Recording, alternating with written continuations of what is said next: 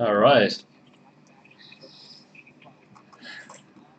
It's a little bit weird to have Bullseye be live at the same time, but it's okay. It's bright, well, not that bright and early anymore, but I've been up bright and early here on a Saturday morning in Sydney, Australia, but it is pissing raining, so it's a good time to be overclocking, I think. Um, yeah, I might pull up Bullseye's stream just to see where he's at, but I didn't know he was going to be live tonight. He doesn't really stream that much. Um, ooh. With all the World of Warcraft classic streams in my follower list, um, took me a while to look through. PAX is on as well. So right now there's poker, chess, World of Warcraft, Diablo 3, PAX, and then below all that in terms of your account is Spillzoid. So yes, not a very big draw, is it, XOC? But we'll deal with it. I'll stream for a little bit longer. Hey, keep hating. Welcome. Whoever is here, I very much appreciate you coming here, considering that Billzod is streaming at the same time. But I do expect to be streaming past the end of his stream. Not at all planned, but yeah, we'll definitely do that.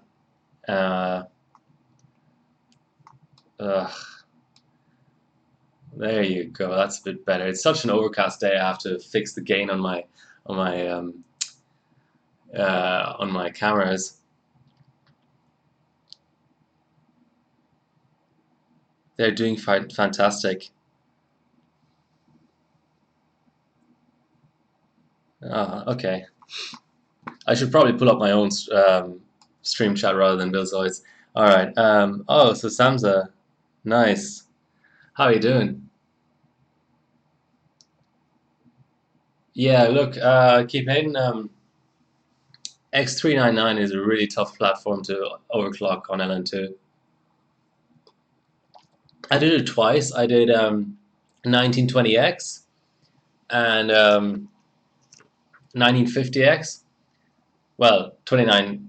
I'm trying to think now. I think I didn't ever actually bother with the 1950X, but I did 1920X and I did 2990WX, and it's just a world of pain, really. Um, it uses shit tons of LN2. There's so many things that can go wrong. You can bend the pins like you did. You can like completely just screw the socket so it's unusable even on ambient. You can my Zenith just permanently is missing memory channels now on every chip, so it's not the chips. Um, oh, 22, 26, nice. Yeah, this is Samza. This is not my usual slot, so I should probably boot into Windows at least. But yeah, so I usually stream Friday nights rather than Saturday mornings. But I was having trouble with my streaming rig, and it's probably a good tip for you too. OBS or like streaming in general uses your GPU too. So even though I'm encoding on my CPU, my stream was actually being like choppy and stuff because of my GPU. I had this really like shit GPU in there. If anyone can guess what this is, I can give you tips. So here you go. This is what it looks on the back, right? It's passively cooled. It's a hiss. If anyone can actually tell me what that is, I'll be very impressed. It's so incredibly shit. But my thinking, being someone who's still relatively sort of inexperienced in terms of streaming, was if I'm encoding on the CPU and I have good internet and the CPU isn't overheating, it's not throttling, it's not 100% utilization, and the internet is not sort of throttling either, then everything should be good. Why am I not outputting the right number of frames per second? No, it's not a 7200 GS. Try again. What could possibly be the problem? And I even looked at hard drive issues, thinking that maybe that was being saturated in some way because I record my streams locally as well. Like I save them locally as well as streaming the same encoder output onto the internet, and that wasn't the issue either. And if for anyone who doesn't know, OBS is this amazing feature where you can do a test stream, capture the log, automatically upload it online, and then the OBS Discord channel, the Discord server, has a channel where you can just paste the output of that uploaded log, and we'll analyze it and we'll say your Windows has got these features enabled that might slow you down, your GPU isn't fast enough, and all that kind of stuff. So then I immediately knew what was wrong. So now I actually have a Vega Nano in here, so shouldn't be a problem. But yeah, so guys, keep just keep guessing, because no one's gonna know what this is. Maybe I can show you. I won't show you the serial number because that might give it away. But this is like the RAM layout on the back. That might at least tell you what RAM it is. But this was basically the best passively cool graphics card I had lying around, because all my graphics cards, I have 200 graphics cards, but none of them are really non-benching relevant. Let's put it this way. And the only reason I have them Vega Nano is because of Country Cup 2018. So okay, so we're basically fully reset.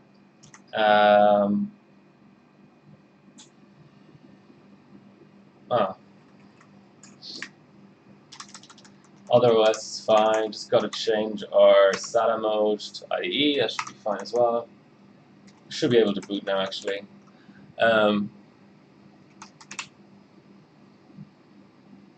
R5. No. 5450.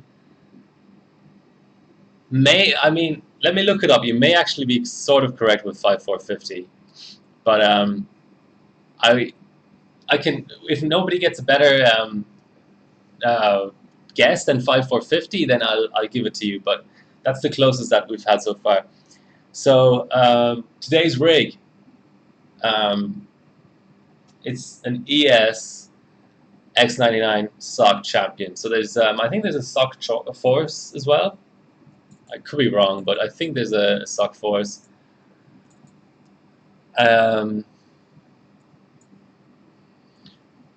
So one of the issues with this platform is you've got to install Intel Management Engine. Yeah, 6450. There you go. Well done, Keepin. Yeah, so I don't even know why I picked up this goddamn thing. This, you know what? I think I should probably have my chat somewhere else.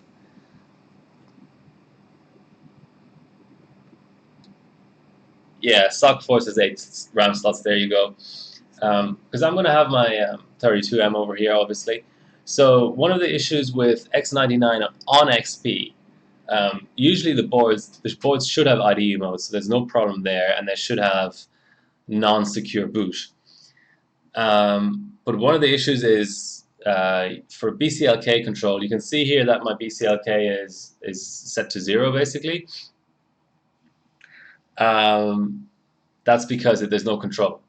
I can't do anything here. If I try to set it, it might freeze or something. I can try to do something, but it's not going to set. Right, we're still at 99.98. The reason why is because you need Intel Management Engine. Fine, okay. I dug up Intel Management Engine for XP, which is different to the version for 7, 8, 8.1, and 10. But on top of that, you need some sort of kernel driver bullshit. I can show you the problem I get. I think I have somewhere here. Well, maybe not. I thought I did. No, I don't. Basically, I need some sort of update to Windows XP. So I might have to like dig up another XP install. Even though this is Service Pack 3, I thought that was pretty much the newest one. So one comment is, if you're trying to look for something for XP, like Haswell, Intel Management Engine, X99 Intel Management Engine, it's like Google and Microsoft have some sort of a deal to get rid of it in search results, because I find it really noticeable that you can't Google something like X99 Intel Management Engine anymore for XP. You won't get any relevant results. And all of the board manufacturers, I literally checked all the board manufacturers, because Intel Management Engine is the same for the entire chipset. So I don't give a fuck if I get my Intel Management Engine from MSI, Asus, Gigabyte, whatever. All of them have removed the XP option from their drop-down support menus. So you can't get it from the manufacturer, you can't get it from Intel directly anymore, and Google won't show you the results. So I had to go to a Russian forum to get the correct Intel Management Engine, which seems to be also the same one for Haswell. So I'm gonna try and get BCLK control on my Z97 OC formula. But basically, the problem is I don't speak Russian. Yeah, hey Degunzi, haven't seen you in a while. Basically, so for today, no BCLK control, which is a shame because on this platform you get so much value out of BCLK. I'll try to demonstrate it later, but let's just do a run, 4G run maybe. Let's see. 2400 RAM is a bit crazy though. What I'll do is I'll go up to the other BCLK strap. Hey, thanks for the good luck. Yeah, so talking about this board, I do have a lot to say about this board. It's ES, and when I bought it, I got a good deal. I'm not complaining to the buyer or anything because it was a good deal, but they failed to mention that where's our straps here? Must be here. I would have thought that straps, you can explicitly set straps. Let's disable all this bullshit.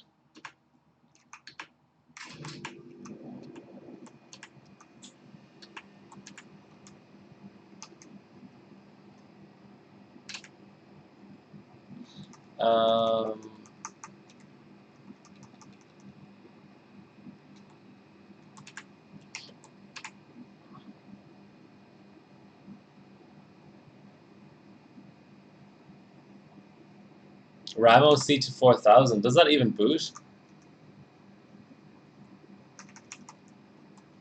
Okay, so it sets the strap. There we go. It sets the 1.25 strap straight away. Yeah, memory multiplier. So that'll give me 3000. 3000 is probably a good way to start.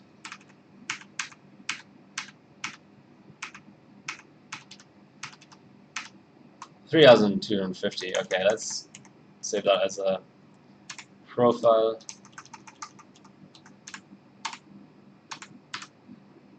And oh, we need volts as well.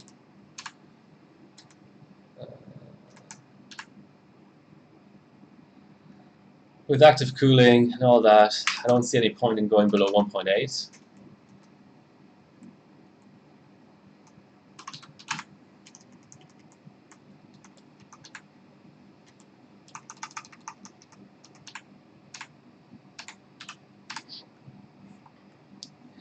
Okay, so let's talk about the motherboard first. So, as far as I'm aware, I think there may have been an ES X99 OC formula that was 4-dimmer. I'm not sure about that, but otherwise, this is pretty much the only 4-dimmer on this platform, and it does seem to do memory OC very, very well.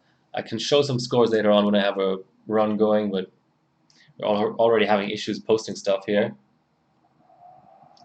So now there's a big distinction between Haswell E and Broadwell E RAM overclocking. I think. Oh, killer. Okay, cool. Yeah, but that's probably not a good.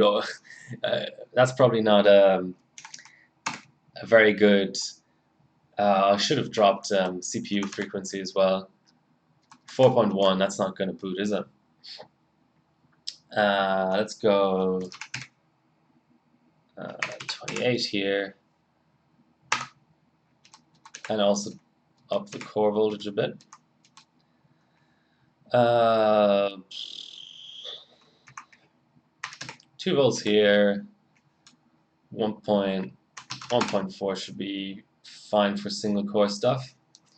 Let's see how that does. Yeah, so it's a four dimmer. It's got all the LN2 bells and whistles. It's got like dual BIOS. It's got obviously a post display. You can do four-way. It's a monster board. Um, the only issue with mine is all the I/O is dead. I'm talking up here, if you can see that. Everything down to like the LAN is dead. All of the USB, all of the PS2 is dead. So only the USB, as far as I can see, only the USB ports below the LAN controller, those two. I've got a um, like a hub there to give me extra ports because okay, did that actually fail or not? No. Oh, it did fail. It failed silently. I might have to just concentrate here a tiny bit for a second. Uh, let's go auto. See what that does. Yeah, so I'm basically down to two USB ports and a LAN port and audio. LAN port and audio I obviously don't give a shit about.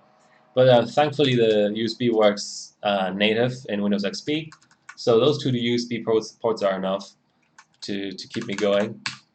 I think that's a post. It's always hard to know. Yes, that's a post.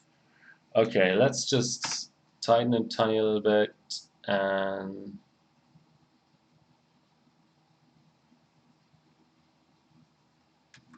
it still is a good board.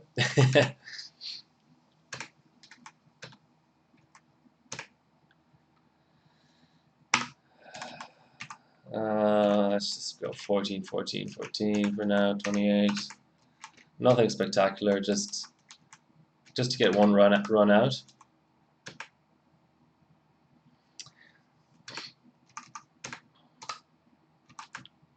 No, that doesn't work.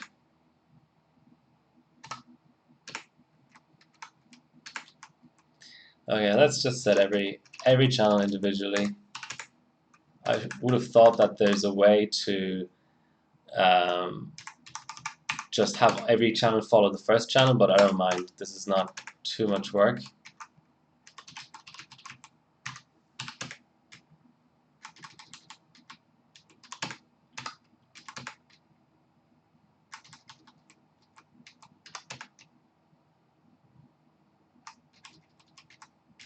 Yeah, BDI. And BDI, I am using BDI, and it's freaking insane on this platform. Like I say, once I have a run going, I can show you what I've done with BDI on this platform already. BDI wasn't out when this platform came out, so a lot of the records are actually quite beatable because BDI will just do so much better in memory-bound benches. Okay, that was pretty quick to boot.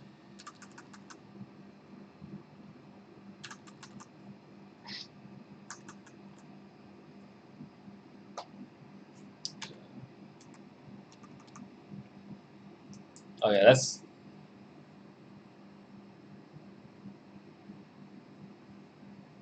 yeah, that's pretty good.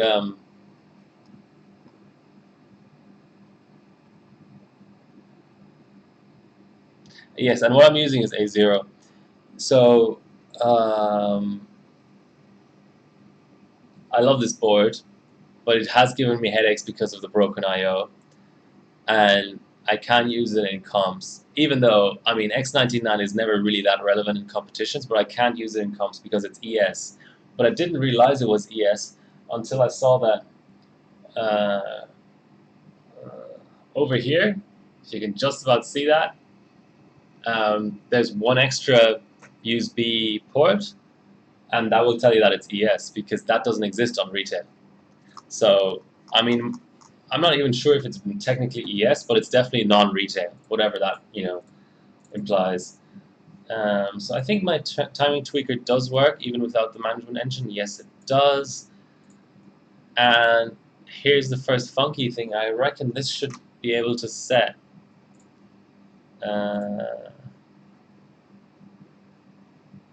Maybe not. Maybe that's another thing you need.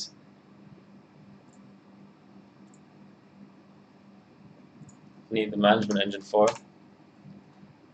Okay, well, there's support for that. But anyway, Let's just do a goddamn run before I lose my mind.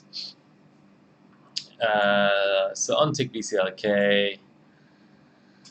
I was never very good at math. Let's see. Let's go up to.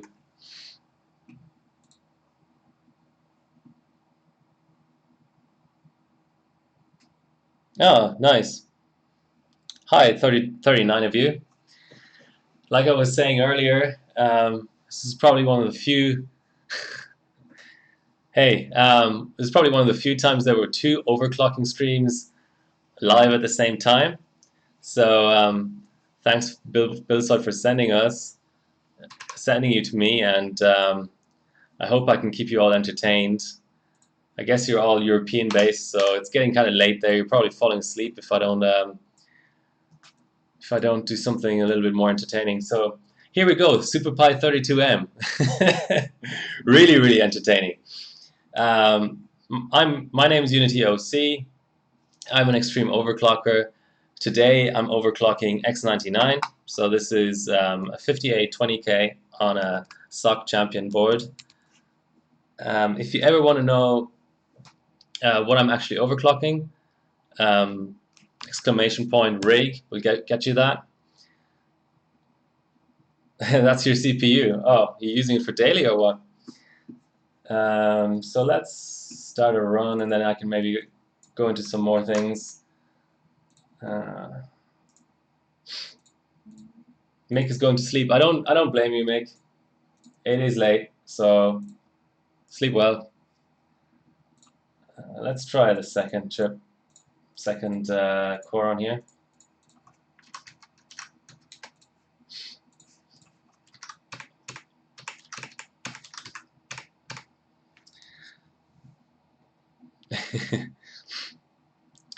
Yeah. So I have a couple of Hileas. I can't really show them on the camera right now, but the HC 500A, I think it's called. So it's a 500 watt unit. Does pretty well. I've got like 3 D5s as pumps, so I definitely never run out of pump power. Yes, so this is what I usually put in my rig picks. So yeah, I've got a cam set up today, which I usually don't for the boot code because I'll probably be training memory later on.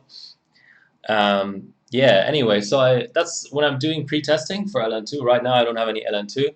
When I'm doing pre-testing, I usually do it on chiller. I don't go below that. I don't go on air or regular AIOs or custom water or anything like that because I just don't see the point. I always have my chiller right here. I can just plug it in, turn it on, and it'll give me better results. Link to the chiller? Sure. I should be able to do that.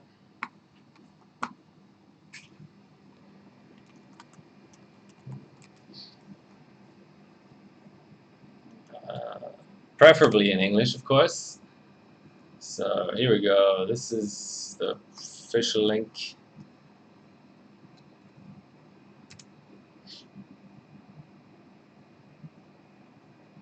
€280 sounds pretty good. I probably paid about God, it's been a while, but I've probably paid about 300 Aussie dollars for each of mine. I have two. I have two in series, which probably on this kind of platform isn't strictly necessary, but I don't feel like always reconfiguring my loop all the time. This is the most people I've ever had on stream, 37. Just all spam chat so I get all the emotes, please. So yeah, this is the chiller. Let's go there.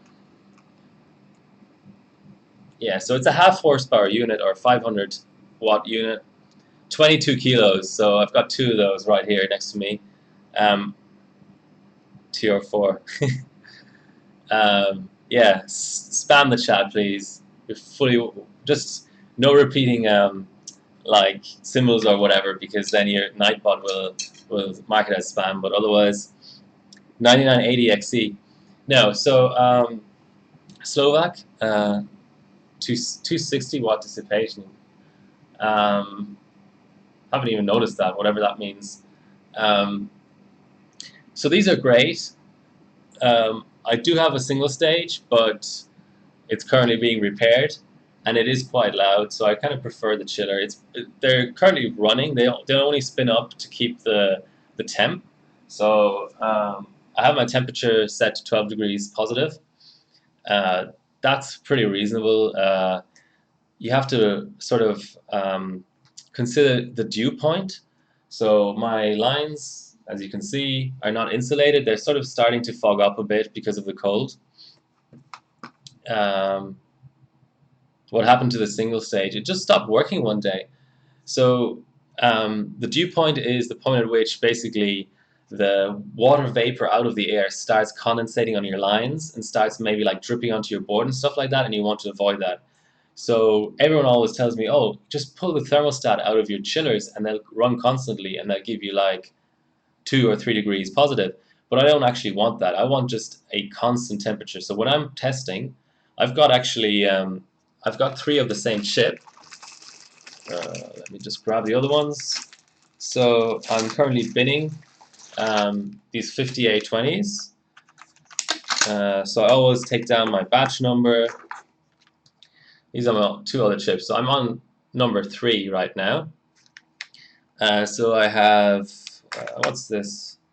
J batch was the X99 batch that was known to be really good. This is an L batch, but it's actually not a bad chip. It has a good INC at least.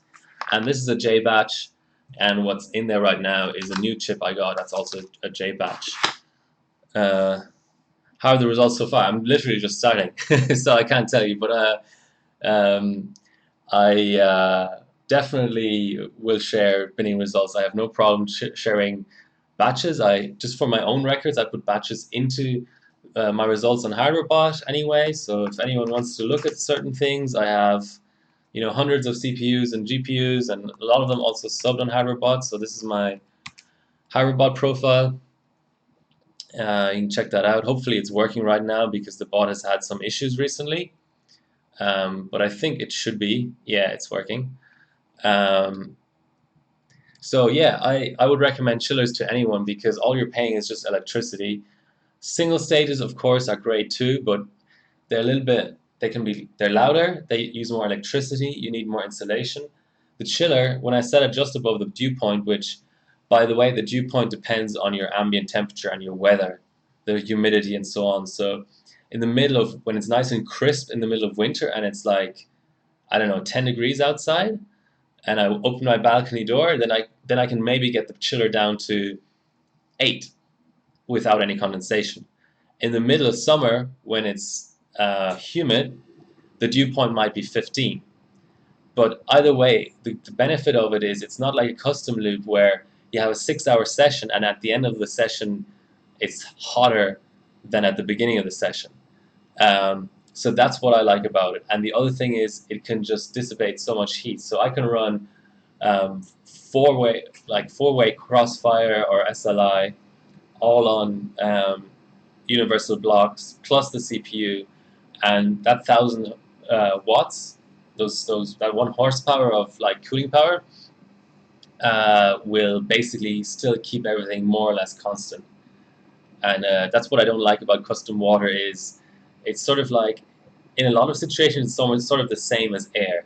Air just saturates faster. So if you have a 5-second benchmark, let's say, I would say that in most situations air gives you the same cooling power as water because you don't get to that point yet where everything gets warmer. So, but of course the best thing is in terms of sub-zero overclocking is a chiller, because if you have enough chilling power and enough pump power, you can actually dissipate all of your heat and keep everything constant. Obviously not the same temperature as idle because you still have to factor in how good your thermal paste is and your blocks and everything. But, ooh, that was good timing, loop 23. So I even run RAM on the chiller, and that's really interesting, especially things like Samsung on Haswell is amazing. 5820K daily at 4.4, that's pretty sweet. 760 watt dissipation, yeah, I don't really know the science behind it too much. Okay, so we've got a result here.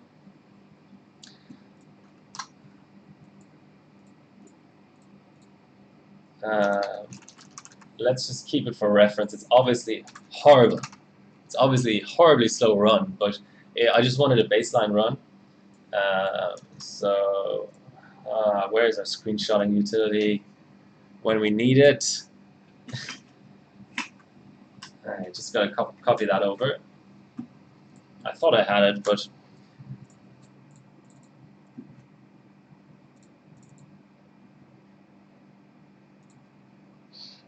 yeah, XP has a few issues with USB sticks sometimes. There we go. So this is a bit of Russian roulette. Sometimes these capture utilities don't work on XP, so we might get a blue screen. There we go. And just the CPU tab as well, memory tab as well.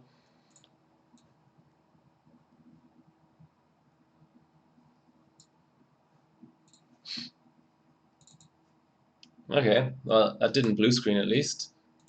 So what was that? 7 minutes, 49 seconds. All right. Ooh, what was our... So our encore was at 3. That's not that bad, actually.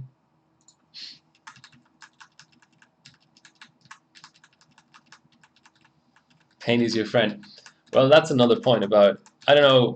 So like in extreme overclocking, you always do everything to get a better score. And yeah, a lot of the time, paint is the only utility that's light enough to not crash on screenshots. So especially for things like SuperPi 1M and PiFast, you're gonna want to clock your chip so close to the edge that actually taking the screenshot is gonna put more pressure on your chip than the bench itself, and you might crash. So you might have to leave your overclocking utility open, downclock, open paint, get ready for your screenshot, upclock again, and then take the screenshot. And you may still crash. It just all depends.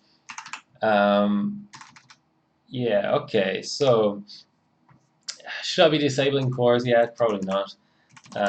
Let's go down to CL12 and see what we get.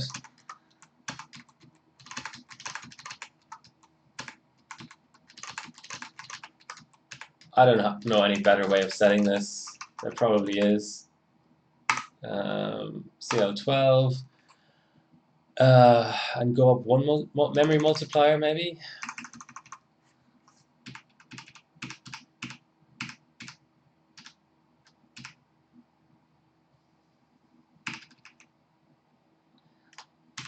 No, let's do it actually via BCLK.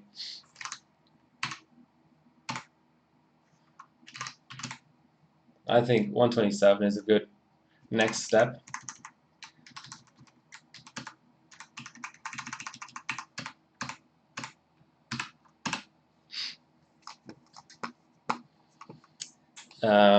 Since we have so many new people on the stream, LN2.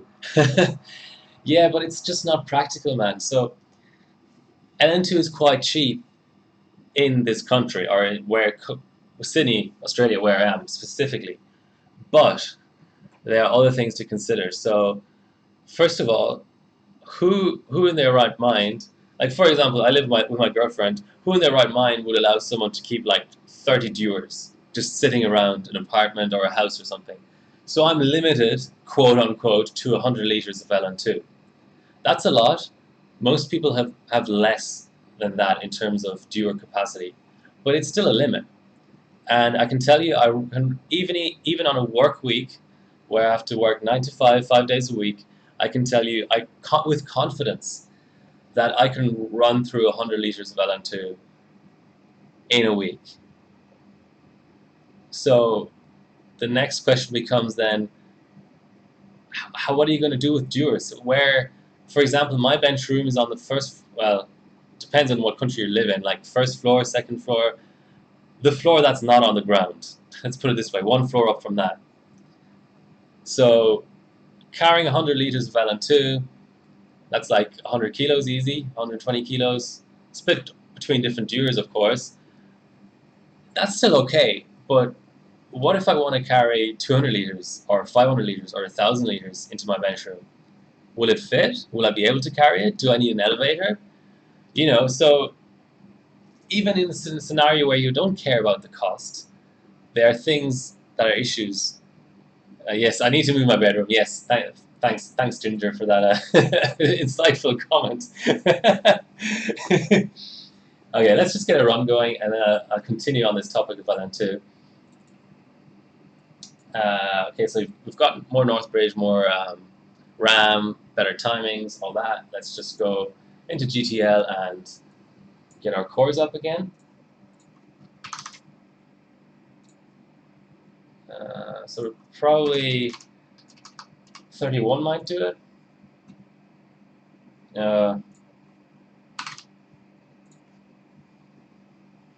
Yeah, so there's no half multipliers, and we're kind of at an odd spot in terms of BCLK. Let's do this properly. Let's actually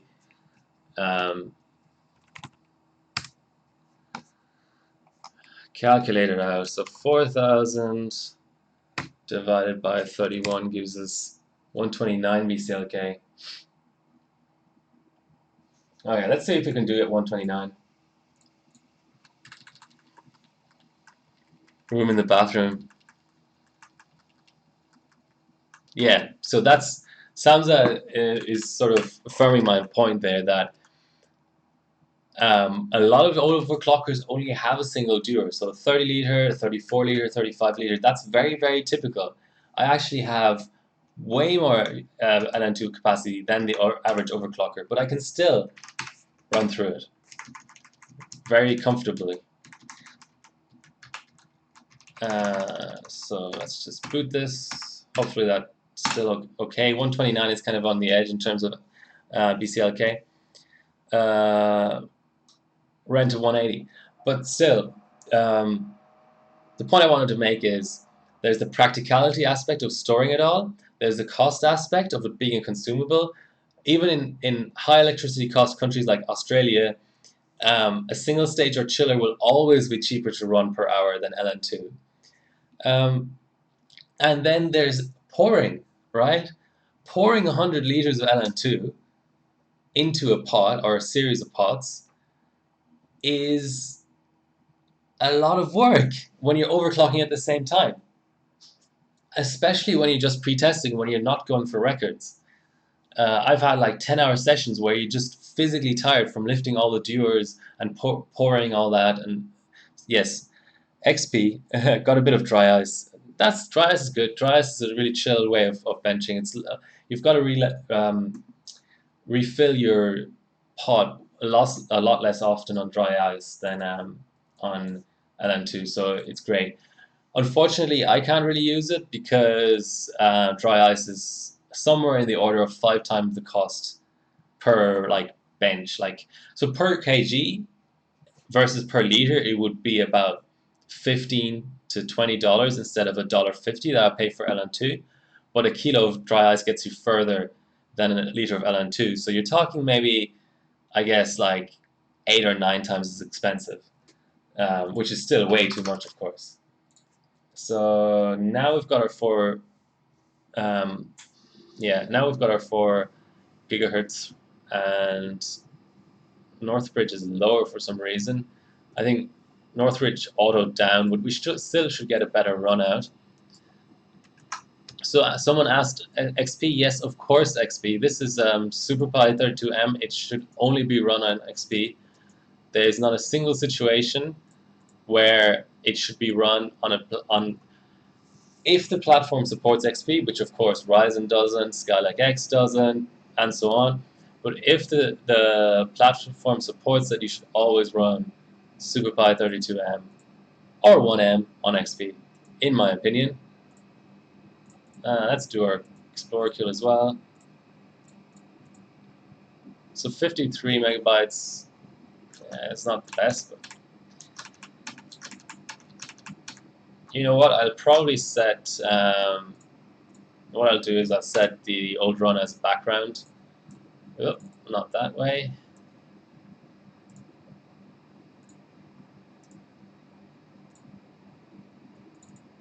So we can have them running side by side, and that way it'll be clear. I've got to get rid of these icons though. Can I still do Explorer kill? Or does it disappear? No, it doesn't. Cool.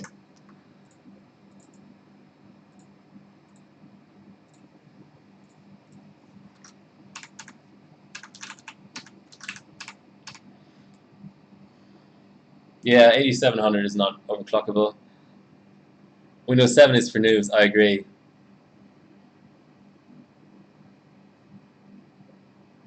Yes, that's also, Samsa, that's also a very good point. Some viewers don't hold LN2 very well. So, um, I can't show you them right now, they're in the basement, but I've got what have I got? I've got three, no, I've got two 35 liters, one 20 liter, and a 10 liter. I only have the 10 liter because it was dirt cheap. It's not really a capacity that's worth anything, but it was just $50, so I was like, of course I'm going to go for that. Um, so yeah, that makes up the 100. So 10 liter, I don't mess with. I just use it up in one session. I don't ever want to store it. I want it either full or empty. Anything in between, you're just going to be wasting it on two because of evaporation. So if anyone's not familiar, LN2 obviously is at such a low temperature that it evaporates out into the outside atmosphere because that's warmer, and the LN2 warms up and goes from a liquid to a gas state and just dissipates into the air, literally into thin air. Um, how can you combat that? Well, the Dewar is like a big thermos flask. So it's got a double wall and a vacuum in between the two walls. And that stops, let's say, like the bottom and the sides of the Dewar from radiating, like losing too much, basically getting too cold, too warm, and then passing that onto the LN2 and the LN2 evaporating. And also they're airtight and nitrogen tight. They don't leave anything through because there's a vacuum in there and it's made of metal. But because LN2 is going to evaporate no matter what, you can't actually make it tight on the top. You've got to leave it open otherwise pressure would build up and it would just explode. So you've basically just got a bit of foam in the top. That's the best you can do at the top. And that piece of foam lid is light enough that it will just lift up a little and leave out the gas when necessary and no pressure builds up. Besides that, you've got like different sort of constructions. So you've got narrow neck and wide neck, and the narrow necks typically are a little bit better at retaining LN2, but basically any Dewar will lose LN2, no matter how new, how good, how expensive it is. But the older the Dewar, and the longer since the vacuum hasn't been restored, which is something that basically a professional has to do. I know some people do it themselves, but you basically like have to open a cap on the side and like suck out everything out of the vacuum again to make it a better vacuum, and then reseal it properly. So it's got to be re-vacuumed regularly. It's got to obviously be taken care of. Any knocks and things like that have the potential of damaging the inside wall, which is very thin.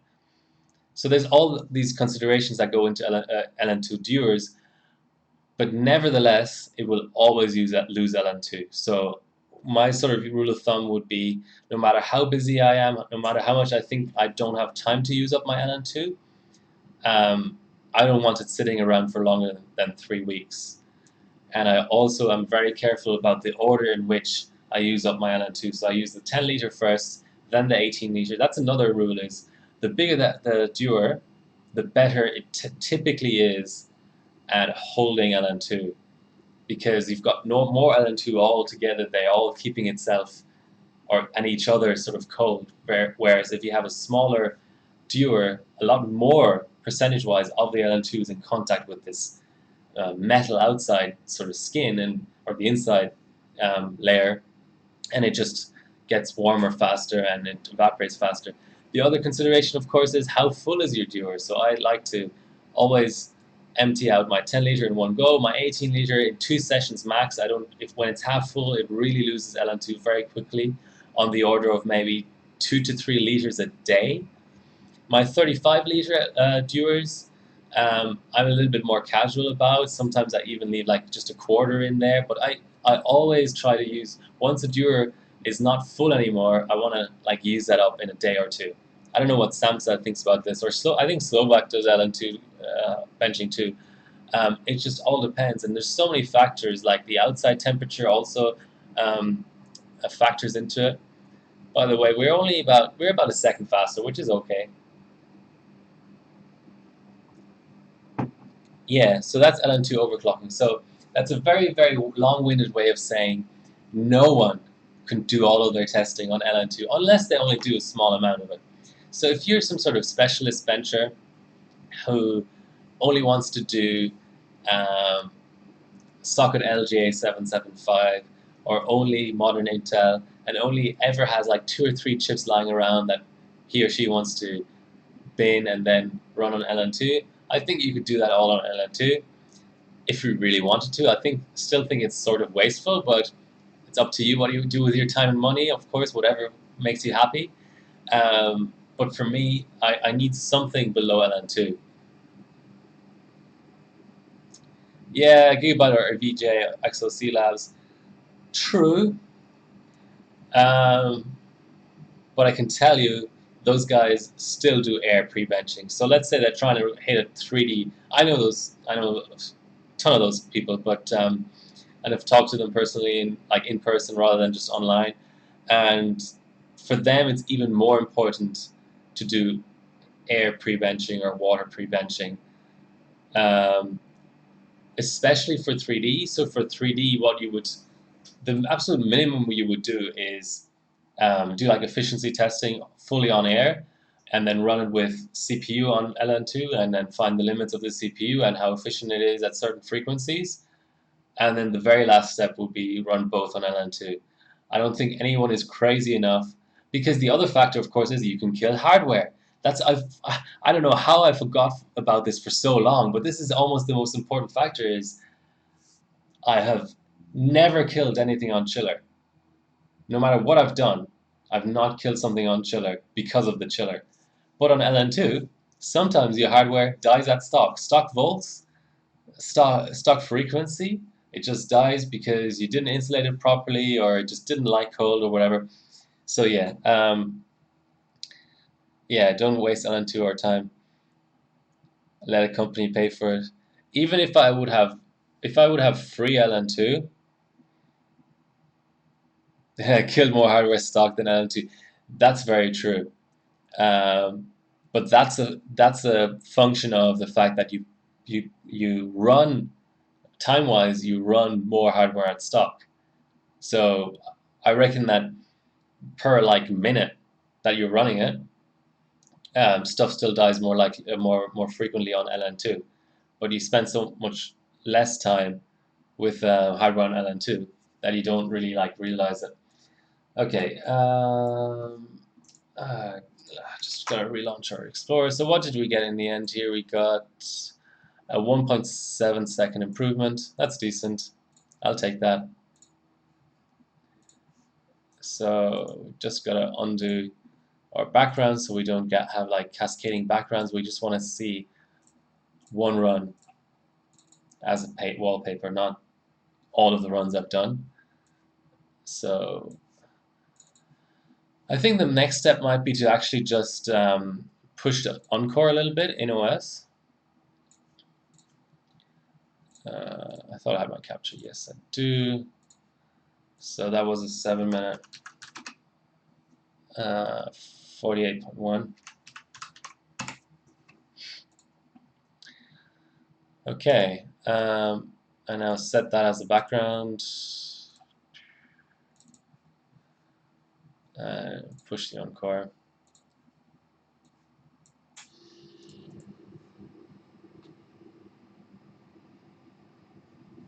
Yeah, maybe like half a gigahertz. I think that should be realistic. Well, let's up it in small steps. That applied. Okay, so 27. Yeah, I think that's good enough. I'm greedy. Okay, 3.6. Let's actually save this profile as well.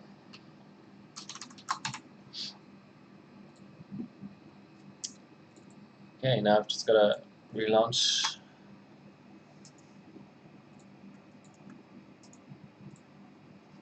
So yeah, if anyone has any questions in particular or comments, fire away.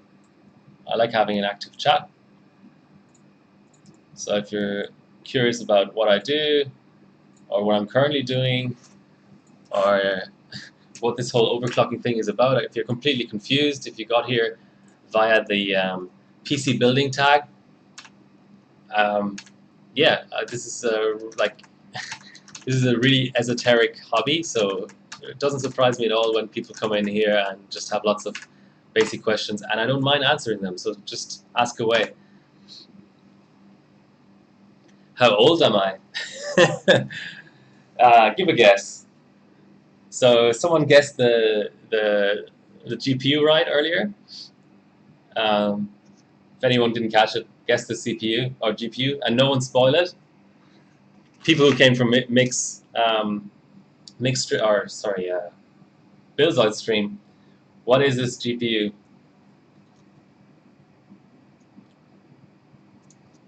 Um, 29 years old. Okay, about two. 27. Okay. You're flattering me, guys. I'm 32. But I think the short hair helps. I think that makes you look kind of youthful. Okay, so we've already picked up a half a second.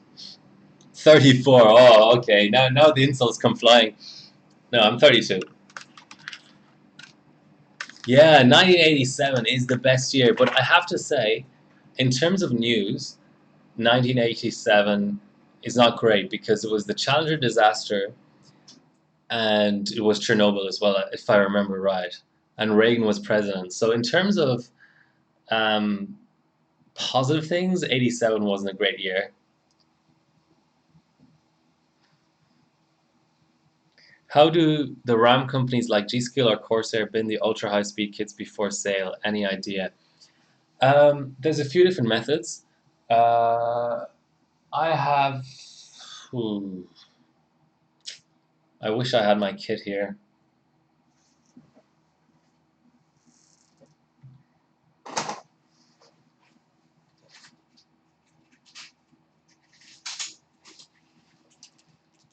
Oh, here we go. Okay.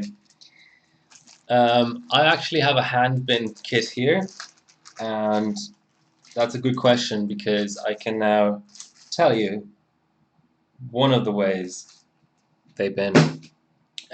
So this is a G.Skill PSC kit. It's a triple channel kit, but I just took out one stick, and hopefully I can get this to focus, but can you just about make the numbers out on that? There's an 8. There's an 8 right here.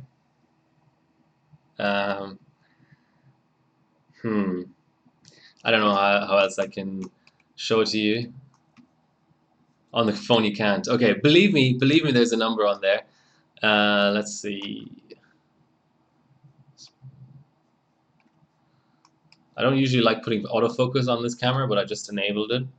So, is it too close to focus? I can put a pic in the chat later anyway. So, anyway, the basic idea is these are the individual memory ICs. There should be 8 on each side. So it's a double-sided kit. So one of the ways that they do it is they actually have a machine. I can probably look up a picture of one, but they basically have a machine where they individually bin those chips. So I see. I thought there was a.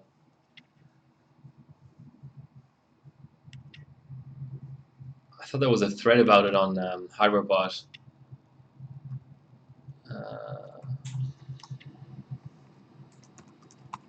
I may not be able to find it offhand, but yeah, basically they have like a little machine that has contacts on it that correspond with the contacts on these chips on this stick of RAM here. So the RAM basically, I guess you're familiar with the fabbing process. So you have a big wafer of silicon, and the integrated circuit gets printed on there in many layers, blah blah blah, and eventually you have that big 30 centimeter wafer, and you cut it into these little chips, and you end up with one of these chips. Before it's even put on this board, the manufacturer. So what's this? This is power chip, right? Power chip would then send these chips in bulk to, let's say, G-Skill. So in this case, literally what happened was, G-Skill then would have a machine that it can hook up to a computer with contacts on it, where they can, in like Windows or whatever, put this chip in and individually test the chips. So they can actually, I don't know how they do it, if they run SuperPi or they just run some sort of their own software that can sort of determine what the highest frequency is that the chip can do, or the tightest timings. They basically run through some sort of an semi-automated test suite to individually bin the chips. And eventually they've got 16 of them that basically do the same frequency, the same high frequency, and then all they do is, I don't think they bin the PCB itself. I think the PCB is, for a given SKU of RAM, the PCB is always going to be the same. I wouldn't imagine that they would bin the PCB, so they would just get another PCB off the stack, and then assemble the chip onto the PCB. And in this case, I'm just going to read it off because the camera might not show it, but basically this hand-drawn writing on these chips saying 238 31132, and then on the other side I've just got to take off the thermal paste, but there should be some writing on there as well. Oh, there actually isn't. Weird. Oh, it's really faint. So someone with like a little marker hand bent these chips. I can see a 3 on here, but on the front side it's clearer, so it's kind of rubbed off on the other side. So basically, they just sort of find chips that are all good and clock to the same sort of frequency, and then they assemble the chips onto the PCB, and then you've got a pre-bent stick of RAM. But this is a kit of 3, so that was a lot of work to get whatever it is, 8 times 6, I'm bad at math, 48 chips, all to sort of clock similarly, because this kit came out in the days of X58 when you had triple channel systems, so they had to sell pre-binned kits that are triple channels. So then you've kind of got to match and you've got to remember the voltage aspect of it too. So there's like the max you can do on air, no matter what the voltage, and then there's the voltage that they like to run at. They're happy at, depending on how high leakage the chips are. So you might have a single IC on here that will do 2700 712.7 through SuperPi 32M, but it needs 1.9, and then you might have another chip that'll do it at 1.75, and you don't want those two chips to be on the same stick together. So that's why the numbering, I don't think the numbering necessarily means number 2 is faster than number 8. I think it just means this is the 8th one that I found that will do the binner. The 8th one that the binner has found, the person actually doing the binning using this piece of equipment, that will do a certain preset at a certain voltage, or in a certain range of voltages. So this kit is a pretty high-end kit. I should be able to find actually just the specs page for it. So it's a G-Skill 2200 71010 kit, I think. Triple channel.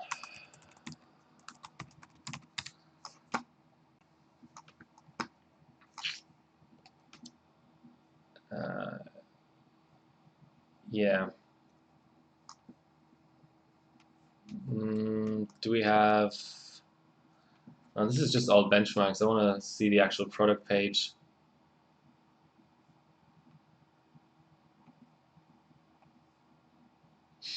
But this is the literal kit, so it's a pretty highly kit. Let's go to the version that actually has some pics in it. Okay, it's dead. Oh no, here we go. Yeah, this is the kit. So I never got the retail packaging, but this is what it looks like on the outside. Those heat spreaders come off really, really easily. They just have, let me show that at least. So that's what the heat spreader looks like. So it's a Pi series. So on here, there's just some sort of like double-sided sticky tape. So with a little bit of heat coming from, I usually use a hairdryer, or I use a heat gun. Sometimes I put them in the oven, but that's a bit more hardcore. Just with a little bit of heat and like a flat-headed screwdriver, you can sort of jam the screwdriver in between the heatsink and the actual stick, and just make sure you don't bend it too much, and then the heatsink will come off. And then I can attach, for example, a liquid nitrogen heatsink. So here I've got a copper Bart X. It just goes in like that.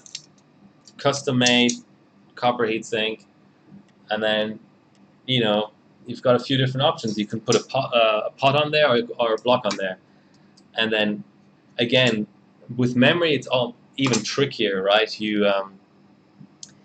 With memory I find that very often when you do long sessions, I think with the quad channel here it's not going to be too bad, but when you do long sessions, the ambient air just gets a bit hotter from like the chillers or whatever, and obviously your fans are spinning at the same speed as before, so you'll end up with, and the PCB, the chips themselves will just slowly heat up over time, even though the cooling is constant. They just slowly heat up, and then eventually you won't pass the settings anymore that you just passed half an hour ago or whatever. But with the block, which I don't know where I put it right now, but with the block I've got, that's not the case. And it's pretty easy. You just put some really shitty thermal paste under there, and you sit it on here, and then it's on the chiller. It's all good to go. And I was absolutely stoked to find a hand binned kit just in a random eBay buy. So, but let's go back to the actual benching. That was a long segue there, but it was totally worth it, and thanks for your question. It's always nice to be able to answer a question fully. I can't always, because I've learned a lot, but I've only been extreme overclocking for 2.5 years or so. And there's still a lot to learn, for sure. Oh, I actually left my old instance of SuperPi open. So that Encore made a massive difference. You're talking 5.6 seconds better. Yeah, there's always more to learn. Envious Media. Hi. So, I was just going to save this. I mean, 7 minutes seems like a long time, but oftentimes I look back at my streaming, my benching rig, and it's already done. So, yeah. So that's our 7 min 42. Okay, so obviously our TRFC has to come in. Clearly that's got to come in. So the next thing would be to get all the other. Let's actually do a run at 4 on core if we can do it.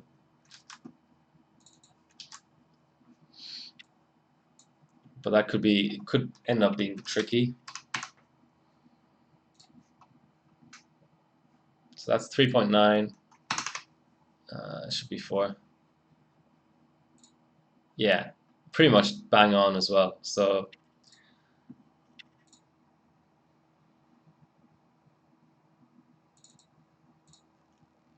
the nice thing about GTL is probably the best in-OS overclocking utility, at least on these older platforms. On the newer ones, I think the new versions aren't great, but the way that you can untick certain things and only apply the stuff that's ticked is amazing. And just the the sort of text box format. I hate the sliders. Sometimes you get sliders like on ASRock. You get sliders that are just like stupid. Um, when I was recently overclocking, what was it? I was overclocking. I think it was a Z97 OCF OC formula. It had a slider for BCLK from 90 to 1,000.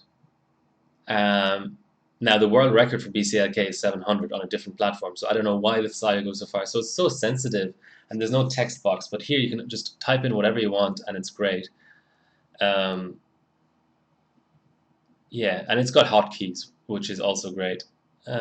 So we got great gains from Encore. So we've got a rerun now, but let's just set the old one as background, just in case we have an issue with Encore no longer scaling. I want to be sort of informed of that, because then there's no point pushing it anymore. So here's our old run. This is where I'm going to put the new run.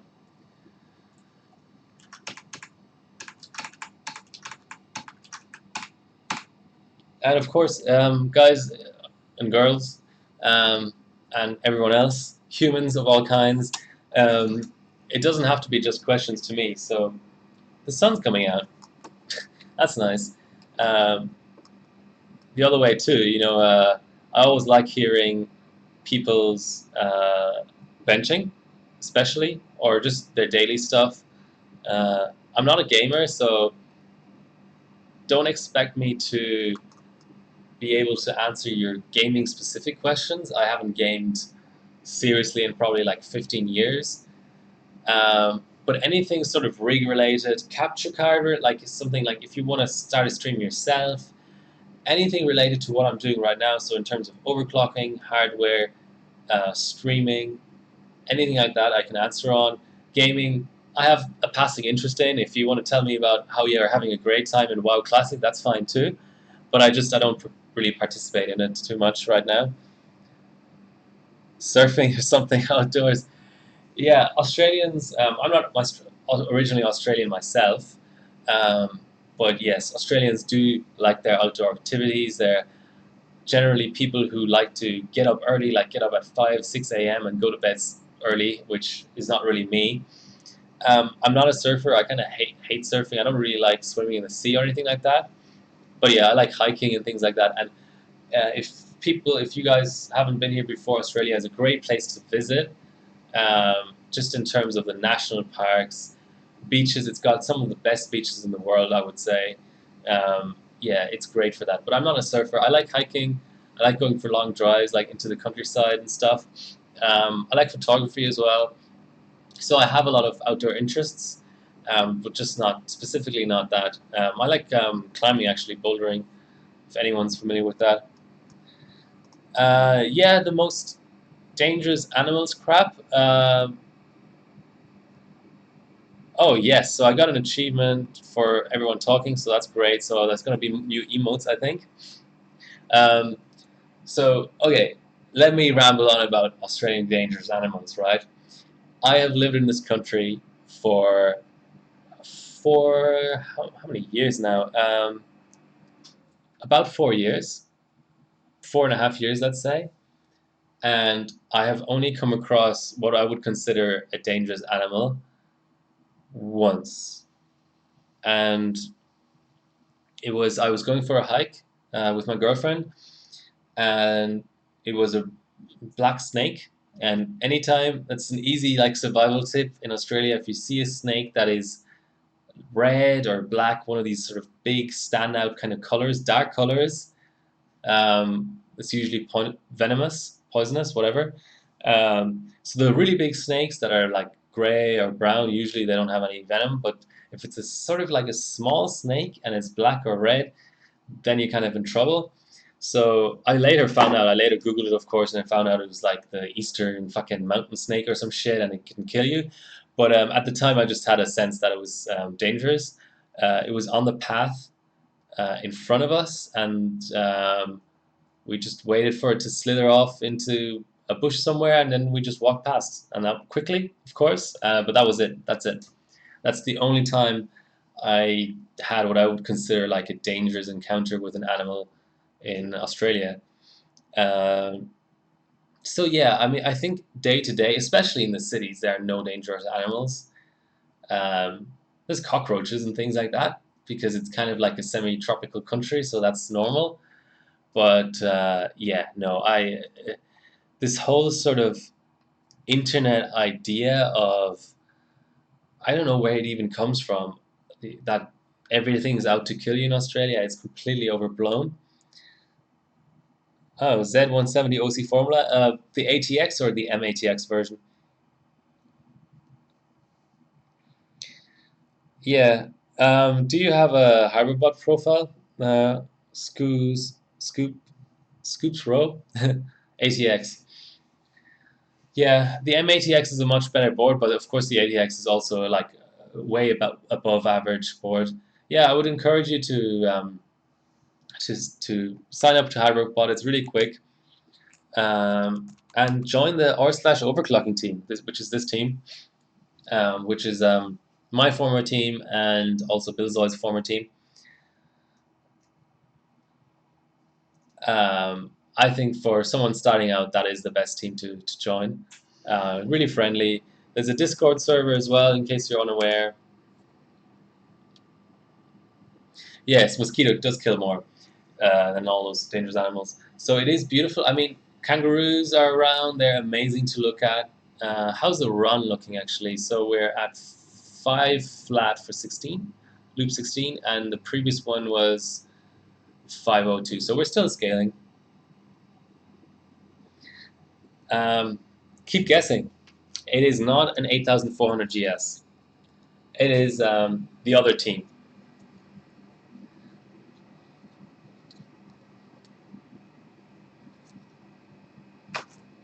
Yeah, so I, uh, I mean, to give you sort of like the straight talk about Australia, I would say that there are issues with Australian society, and it's not like somebody who moves here permanently may not be happy because of that.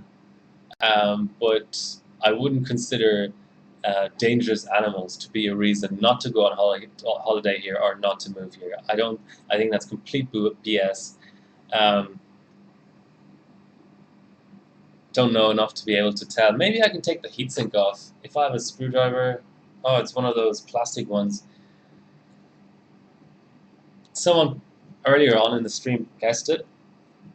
So, uh, these plastic weird push pin thingies are kind of hard to get off, but I'll try my best. Um, I hmm. Luckily, I have my tweezers right here.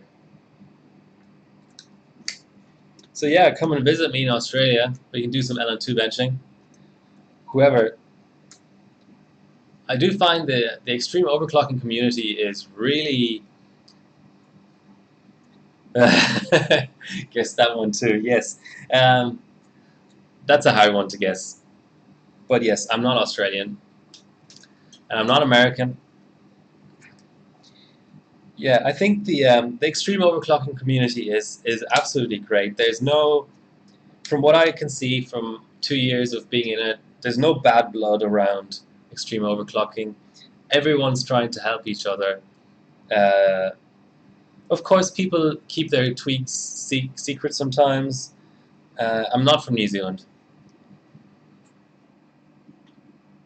You only find cold weather enjoyable. I'm the opposite. I lived in Germany before this, and the snow was too much for me. I really, really enjoy the mild winters here. So it's kind of the end of winter right now, and we have what 16 degrees, and this is our forecast.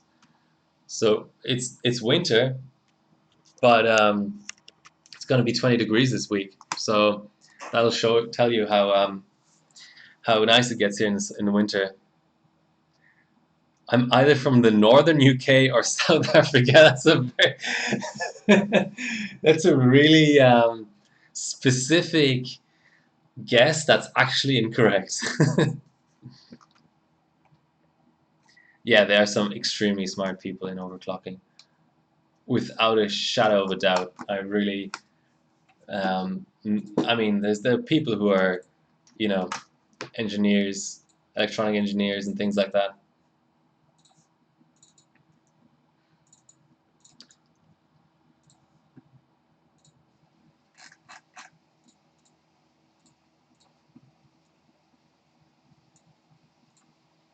So let's just get a quick screen grab, and then I think it's time for a reboot. So that's our let's try and break the 740 first, actually. How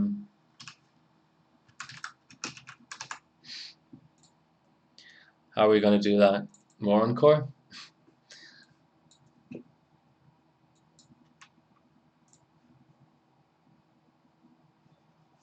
Okay, that was a hang.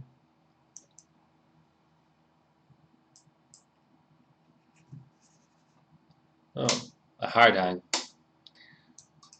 So it didn't like 4.3 on core.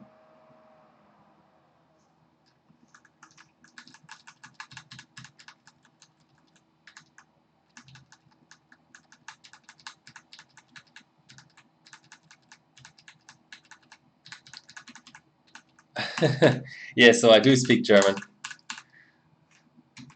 So that's a hint. That's a very big hint. You should be able to guess it now. All right. So we don't have any profiles here, so that's a bit of a shame. So I'm gonna have to embarrass myself trying to dial in BDI from memory. So, but I do know that TRC should be safe at 280, and FAW should be safe at 16. Anything else? TRC is way too high. Let's try whatever. Let's try 16. That's probably still way too loose, but where's our ref? Yeah, let's put refi on. Let's do refi separate, actually. So what did I do? I did 16 TRC, 16 FAW, 280.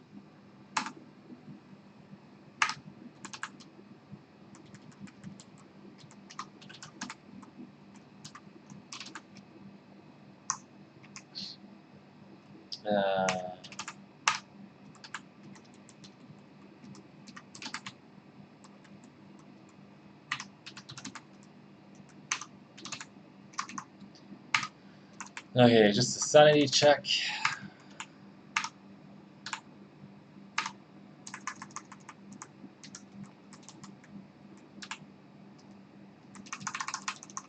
Why did I pick profile 1? It's so far away. Scroll to. Yeah, I have considered making YouTube videos, but it takes a lot of time to. Okay, I'm starting to get annoyed by that. I'm gonna just put down the slide, the blind.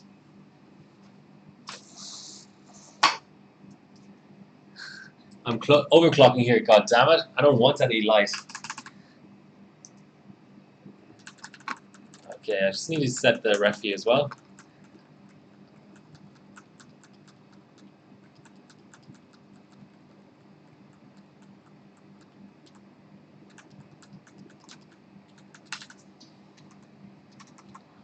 Oh, this happens sometimes. I think this is a side effect of my I/O being broken. Is that sometimes I go into BIOS and it just like goes crazy like that.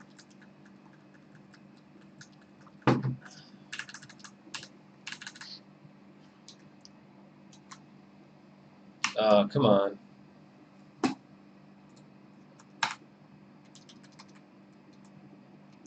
No. Okay, I'm gonna have to shut.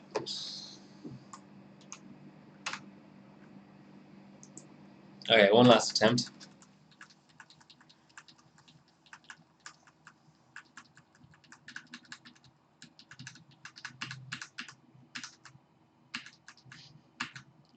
Yes, it is water. Okay, I'm just gonna be really careful about pressing the buttons here. Oh.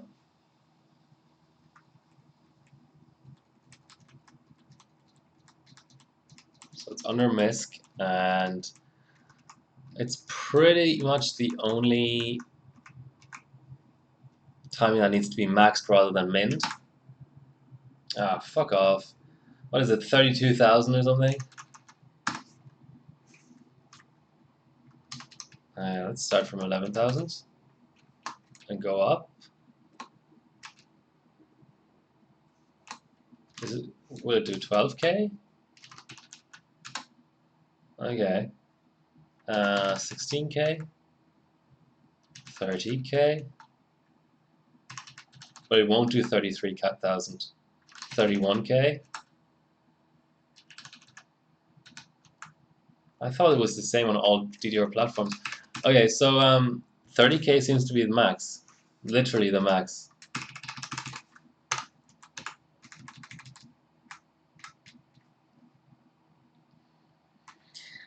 Ginger, it's lunchtime. I'm not having a beer at lunchtime. I was also sick recently, so I'm just trying to keep everything kosher. But if you ever want to check on what I'm actually drinking, do a exclamation mark beer. That will always give you the answer.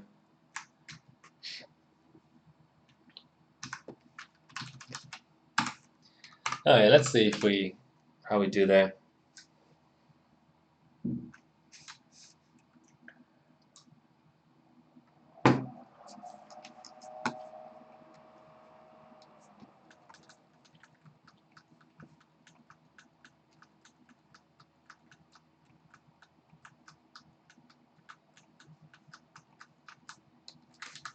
Let's just make sure it's actually set correctly, which sometimes that can be an issue. Okay.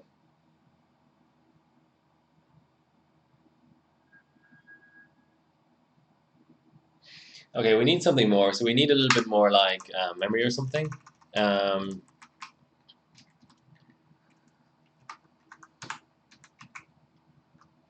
So let's just do 130.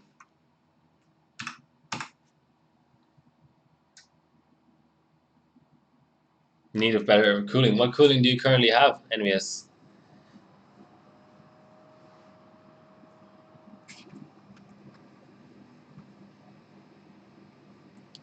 Please also press follow, guys, if you enjoy this stream. I am trying to work up to 200 followers.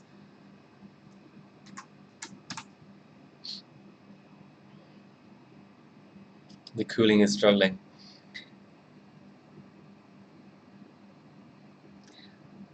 Yeah, NVS, that's also the idea behind grading, is this people sort of stumbling on streams by accident, because um, I'm trying to remember. I think one of the things that hurt us on Twitch was when they got rid of the IRL category. So now I'm under science and technology, and I can't, I don't really know uh, what else is under science and technology. Like, who else would be browsing that? Twitch has always had an issue with so-called discoverability. So hold on, let's just see if I can actually get 4,000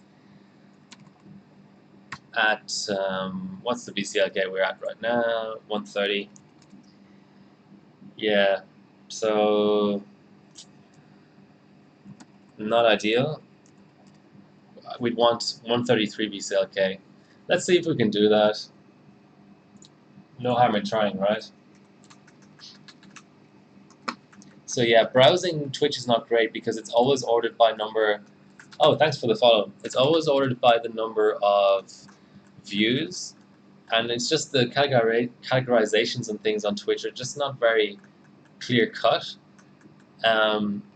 It's hard for people to find what they really want to watch, I think. I as a viewer, I watch tons of streams myself, and I sometimes struggle to just find the thing that I'm in the mood for. Um, you know, I watch chess, I watch Diablo 3 streaming, I watch other overclockers stream, of course.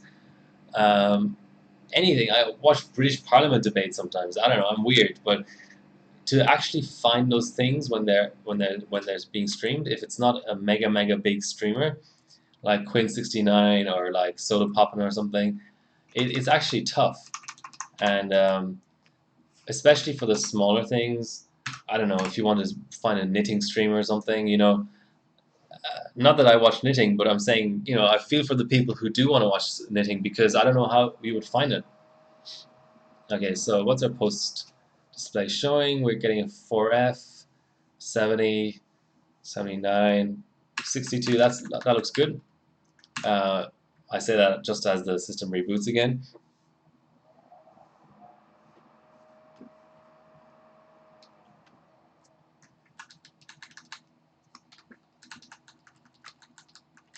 So if you want to keep up to me day to day, besides the Discord, there's also my Instagram. I have Twitter, but Twitter is basically just um, sort of like a copy of Instagram. I don't post on there separately usually. Okay, so 132 is good.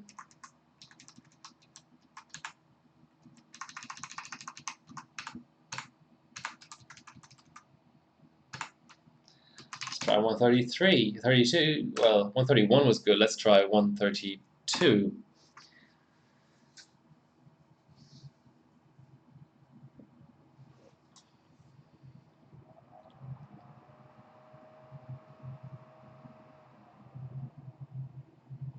Yeah, well, Twitch. I don't really know my Twitch history that well, but I do know that it was split off from a different streaming service because they wanted like a platform that was dedicated to streaming.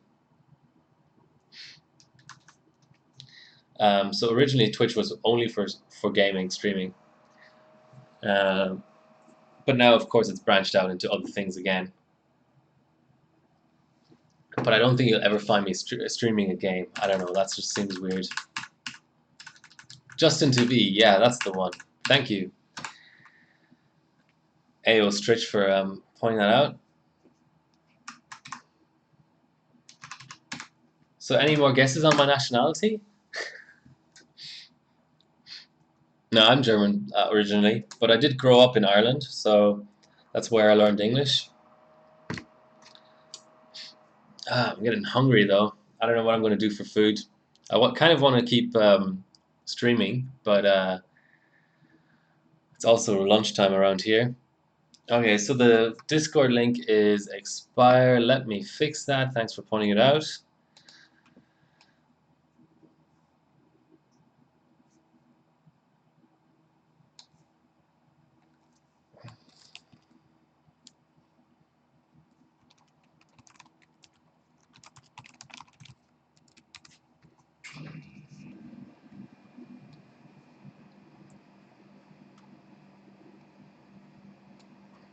So this is the subreddit, and there's like a never expiring Discord link, but I also changed my Nightbot to give that Discord link out to people.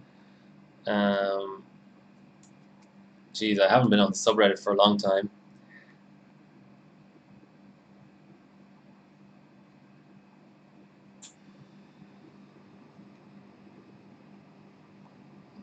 I guess it's on the FAQ.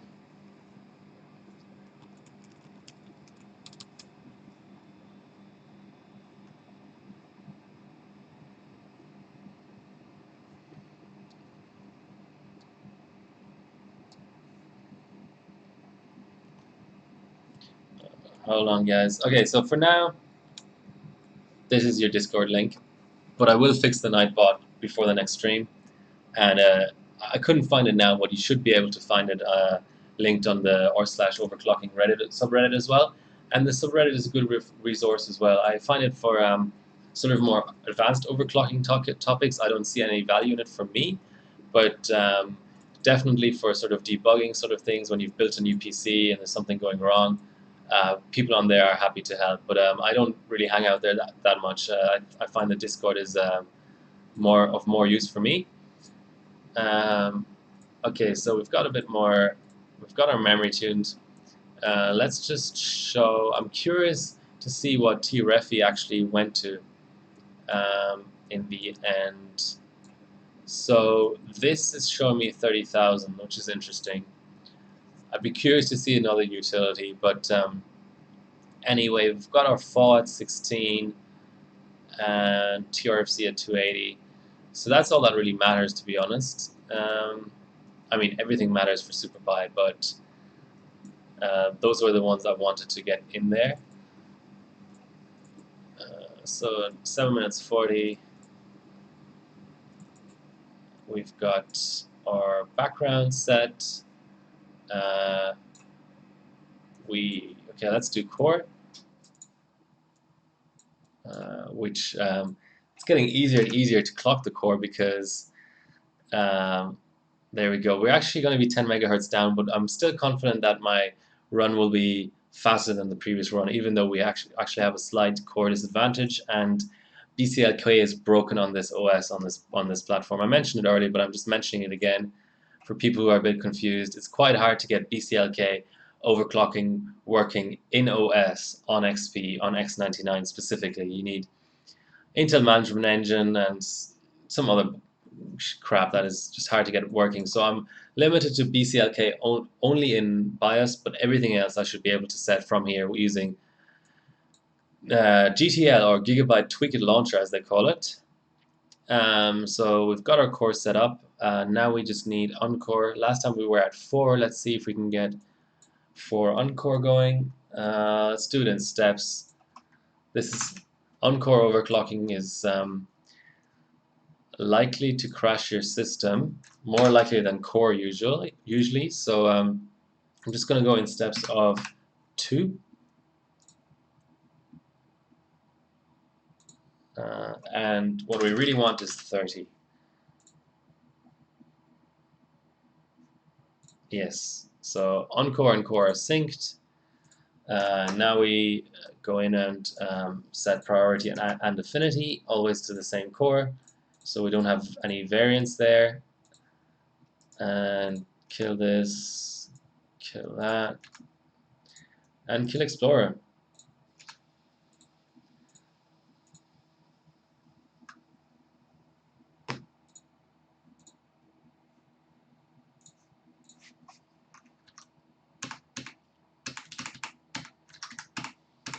Let's just wait for the first loop. Yeah, clocking off. Envious, are you new to the Discord? Or have you been hanging out there before? Yes, I'm definitely not from LATAM. So our initial is actually identical to the previous run, but let's just wait for loop 1 to see if we're okay. We might need like a reboot. Okay, so we're faster. Yes, so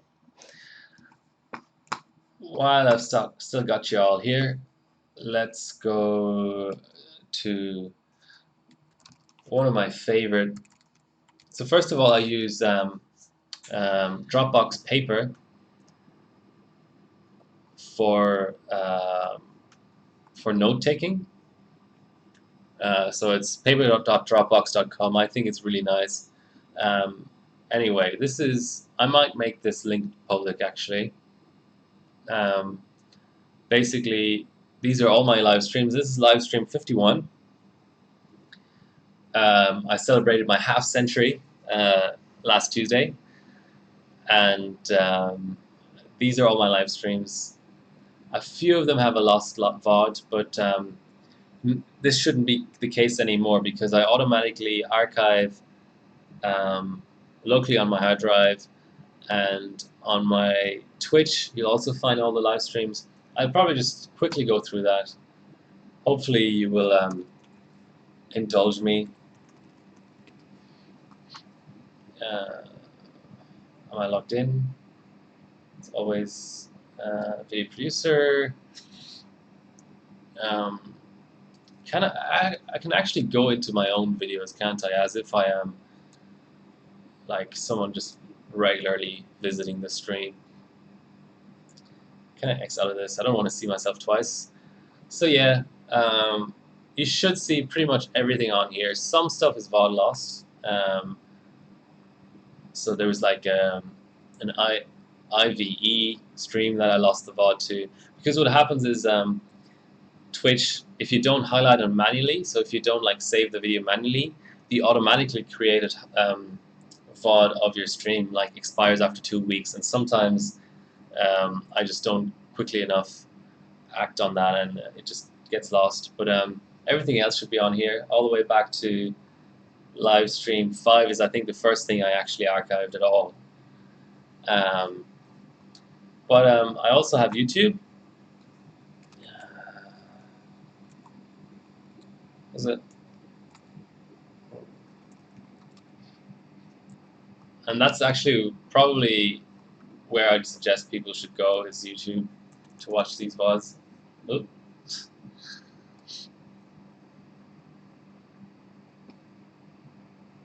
What the hell?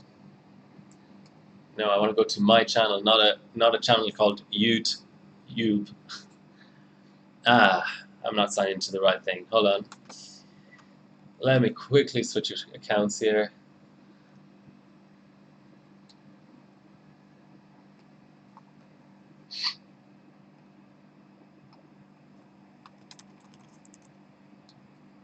Just entering a password, so I obviously can't show you that. But here we go. This is my actual music streaming exists now. Okay, my actual channel is this. Yeah, so here are videos. So subscribe to that if you feel like it. And I do make some sort of an effort to add everything to a playlist. But because I'm Twitch affiliate, stuff goes up on YouTube one day later. So I'm actually obliged as a Twitch affiliate to keep all of my content Twitch exclusive for 24 hours. But it will eventually go up on there. There's a playlist here called, no, I don't want to play it. There's a playlist here called all live streams, and they're all in there in order, or they should be in order at least. Yeah, okay. So that's enough shameless self-promotion. Let's go back to our actual run here, which is about 2 seconds or so faster than previously. Yeah, so let's go back to actually talking about overclocking. So my hardware bar profile hopefully is not screwed up at the moment because there have been issues. So if I go into my hardware library here, you can see I've overclocked. I've actually subbed to HardwareBot 131 different processors. You can check out the stuff that I own. You can request streams too if you want. Just hit me up on PM on like Discord or whatever. But what I want to look at is my previous results on single stage on the 5820K, which is this processor. Specifically, my SuperPi 1M run. So this was on single stage, obviously, so a lot of the stuff like Encore will clock a little bit higher. But what I want to point out here is that I was able to get to 1800 RAM, 121111, and 4.4 Encore. So this is the sort of thing that I'm trying to get to today. Maybe I won't actually get to it on stream, but that's kind of the goal. But the one hint is, and I'm sort of afraid to even say this on stream because nobody seems to be running this, but the one hint is the 166 BCLK strap, because Haswell E actually doesn't like the higher memory straps. So the way that you get higher memory speed at lower straps is to go really high on BCLK. And Haswell E has, I'm aware of at least 3 different BCLK straps, so 100, 125, and 166. And then you can overclock, I think they say in the spec sheets, plus or minus 3%. So right now I'm at the 125 strap, and I'm at, well, I don't have a CPU-Z window open, but I'm at 133 BCLK. So that's, at that strap, that will be sort of the max you can do.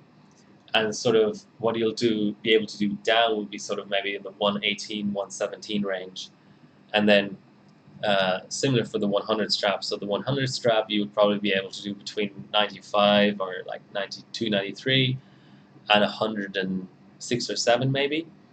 So what I did was, it took a little bit of doing in terms of minor voltages, but what I did was actually go to the 166 strap and go up to 168. So then it's a bit confusing, but you're basically multiplying a strap by another strap. So you're at, let's say I'm at 166, which is just at the strap itself. You're not going up or down. So you're multiplying 166 by the memory multiplier. And there are just certain memory multipliers that are too high for Haswell E to basically even post at. So the trick of getting high memory speed is to go at a higher BCLK strap. So that was the 1M run, but I also have a 32M up here, which is this one.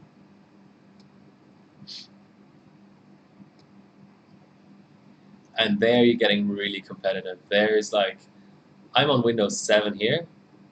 See, the taskbar gives it away. I'm on Windows 7, yet I'm 9th already. And I'm only at 5.2 gigahertz. So this is clearly a chip. Yeah, well, I'm over 1,000 submissions, but it just depends on what you want to do. You know, if you're on only on ambient, then maybe you just want to bench very specific things, you know. But first place on 32M is quote-unquote only 5.8, and it's on quite weak memory. Maybe I should even do some sort of a side-by-side, but let me pull up mine. Yeah, fuck it, let's try and do some sort of a side-by-side.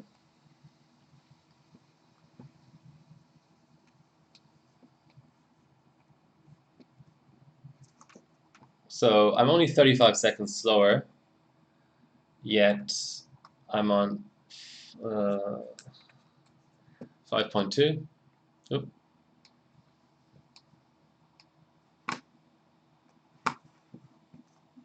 What's this guy at? 5.7. Hyperthreading enabled, and seems to be on Windows 7 as well because it's an X64 version of CPU-Z. And he's only at a 125 strap. And yeah, let's check Encore.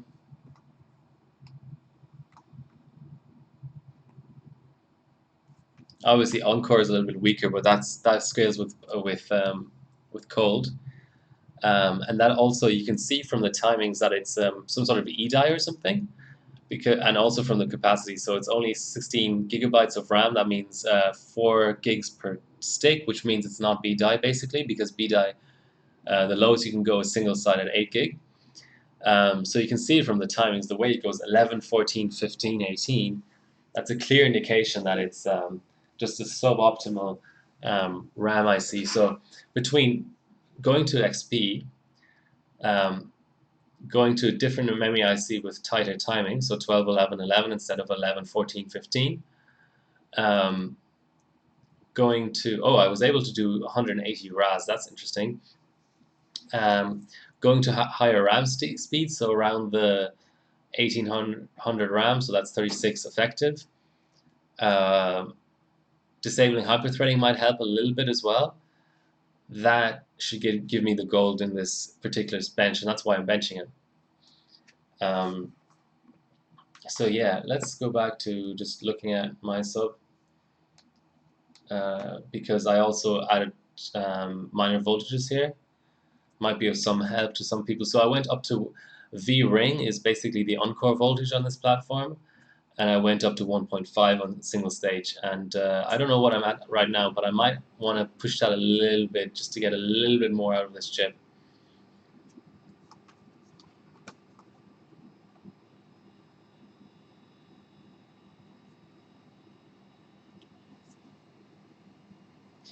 Oh, there's a big difference. So you're saying you're not subbing everything? I mean, there's different. There are different um, sort of opinions on this. There's some people who only sub the stuff that they're really happy with. So they might spend a week, um, a month, 6 months, a year on a particular thing, and then they sub just the best run, just when they're happy with it, when they know it's a world record or whatever.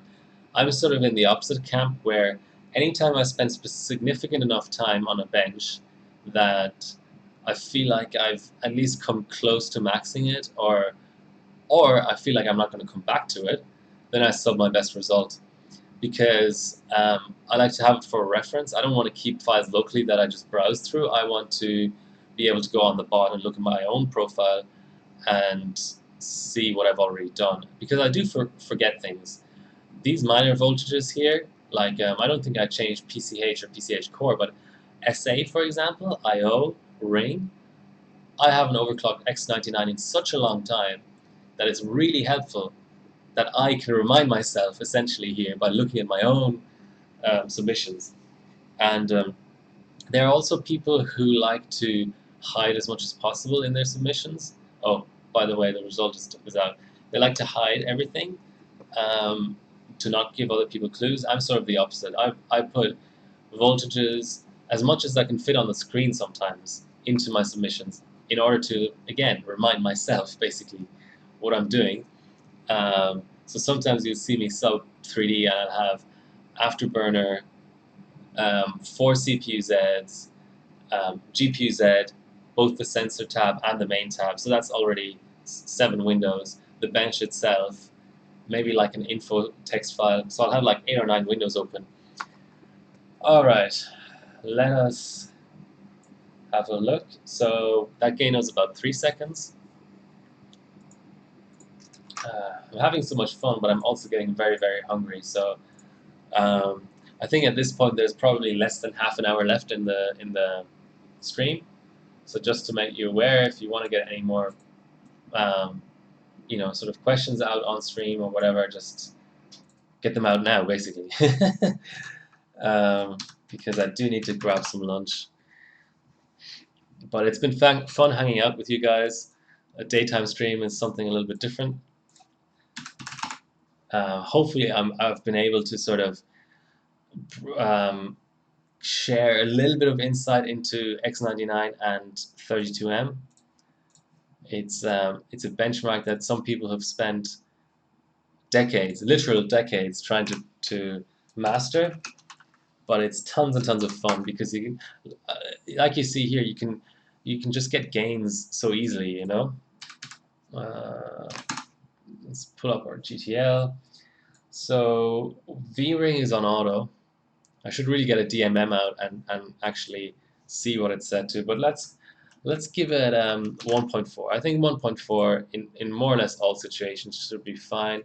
And then why am I closing it? I want to up my encore as well. So at this point, let's go one multiplier at a time. We're at quite high BCLK, so let's go one multiplier at a time. Just take it slow. This is actually a Turbo V profile, so I'm deleting that. There's no point for that. By the way, CPU-Z 1.9 is out. I just saw on my main rig. I got an update notification. So just so you guys are aware, it's not like manual or mandatory or anything. But I would recommend, updating to it. I'm on 1.89. I'm not going to update midstream, but it's always good to do that early because you don't want to end up in a situation where you take a validation and the validation file is not corrupted, but you cannot validate it online anymore because it's an old CPU-Z version.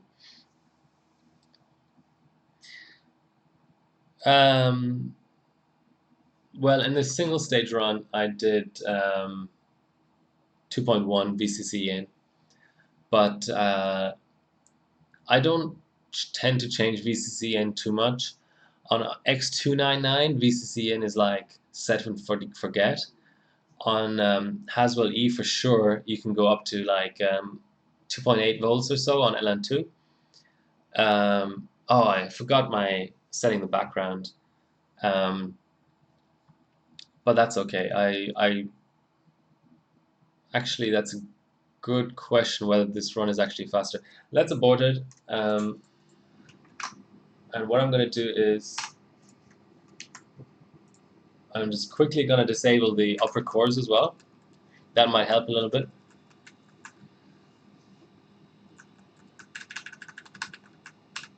And I might set a few more timings in the BIOS, just for my screenshot here.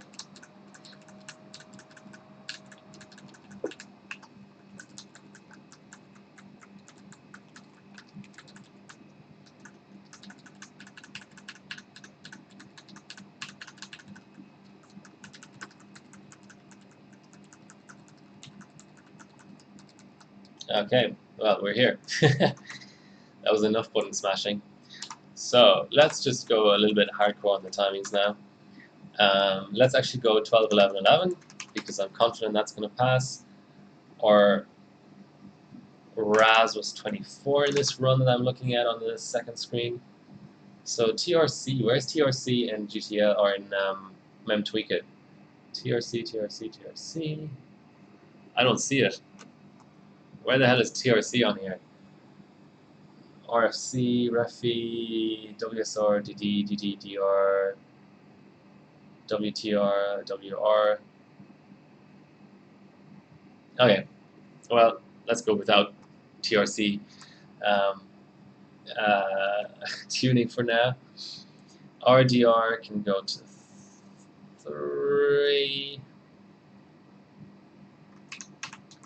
WTR goes to 4. Well, that's kind of much of a muchness, isn't it? Let's keep it on auto. But WR can go to 16 for sure. WL is at 10. RC I put down to 180. RTP I had on 11, but it's 10 here. But let's fix it to 10. WTR.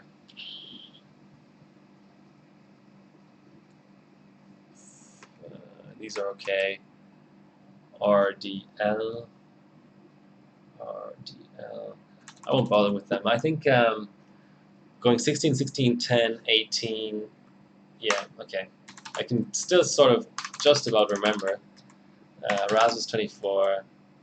These were auto. WTR was 16, and then 10 for the TL, and 180. That's about right. 16, 16, 10, 180, 10. 180, 10.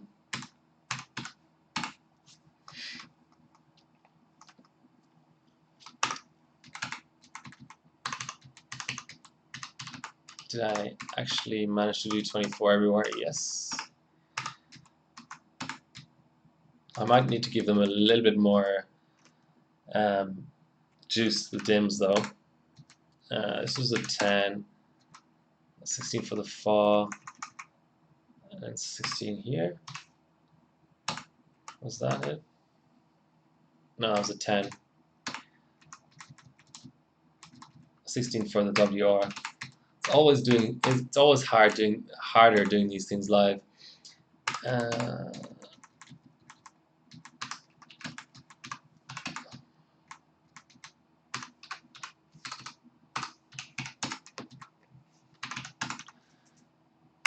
That looks about right.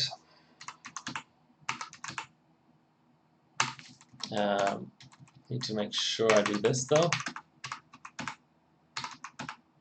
That might give the biggest gain. Volts is probably not required, but let's do 1.85.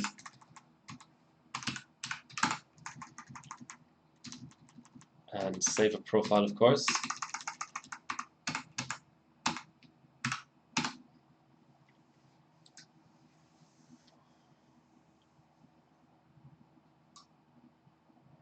Oh, you went from Ryzen second gen to third gen. In terms of daily, I just find first gen and second gen are so good value now. But now, of course, the Ryzen 5 3600, I think it's called, is coming out. The 6 core without hyper-threading, which is a little bit. That was always my issue with the Ryzen 3000 launch, was how they were just going for the high end only. You know, it was like $200 plus. The cheapest chip still wasn't cheap enough in my opinion, but now that they have one more Ryzen 5 on the way, I'd still like to see it Ryzen 3s, quad cores, even quad cores without hyper-threading maybe. But I know why they're doing it. They're doing it to make more money, basically, which is, you can't blame them for that. You know, they spend so many years in the doldrums that it's their time to make money now. But yeah, that's why I think that like 3000 series, I'm not really that interested in it at the moment for daily or for overclocking. But of course, shiny new things are shiny new things, so can't blame me for getting it. Oh, I wanted to disable cores. Let's do that. Let's just do that one extra reboot, and then I think this might be my last run. But yeah, so my streaming rig is a really banged up B350 board um, with the world record 1800X in it.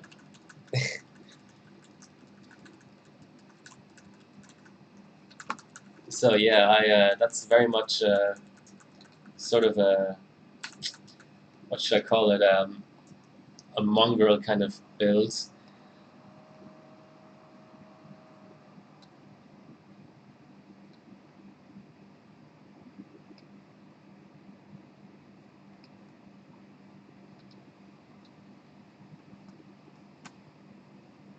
Oh, okay. I think I just need to retry and retry. Um,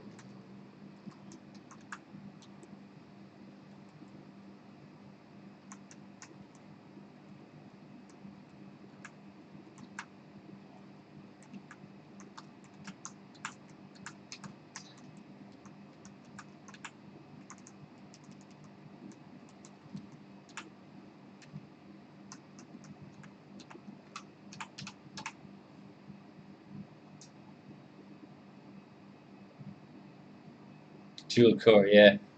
Not gonna happen though. Yeah, so Ryzen first gen obviously was amazing for so many different reasons. Um, it makes it really hard to justify things like Sandy, Ivy, Haswell, Sandy E, Ivy E. For a used build, you can go ultra cheap, get a B350 board, get like non B-die RAM, use a stock cooler that's included, get like a Ryzen 5 1600X, and you have a system like minus the GPU. GPU is always a big expense for gaming, but you have a system for what, 150 US dollars or something, like something just completely insane. Um, so that means, unless like the fact that, for example, 4790K is still 200 Aussie dollars is just completely insane to me, because it doesn't make sense to anybody. It's only a 4-core, 8-thread chip, so what's the point of that?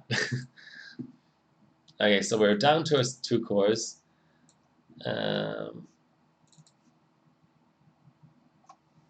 as my display output has gone, I have an Acer 240Hz benching monitor, and it's amazing, but one of the problems it has, it just doesn't like picking up output. It likes to be just on all the time. So if I'm rebooting, um, it when it's set to auto, it's really slow to pick up like an actual input. Okay, so we've got our RAM where we want it. We've got to up the core. No, actually, I can just load a profile, can't I? That's what they're for. So core is fine. Uncore is where we want it. Now we've just got to remember to set our background. Uh, let's shove off these results. Well, actually, I won't, because I might need them in a minute. So this was our best run.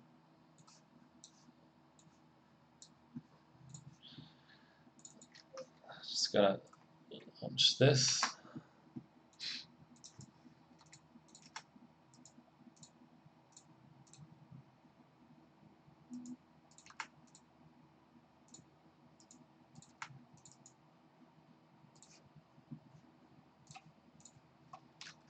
I'm not, oh, affinity and all that.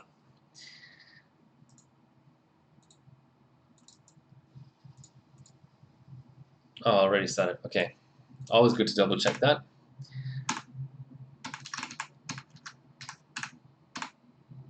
So,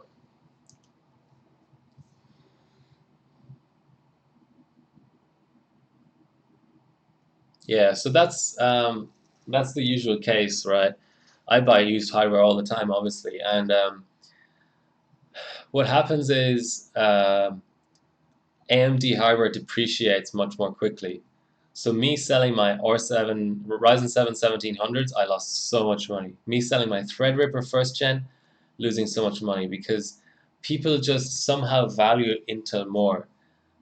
If you bought 6700K, 7700K, any of those top of the line chips, 8700K, 4770K, 4790K at launch for launch prices, and you're now selling it used, you're not even losing that much money, really. If you bought an 1800X at launch and you're trying to get rid of it now, utterly insane.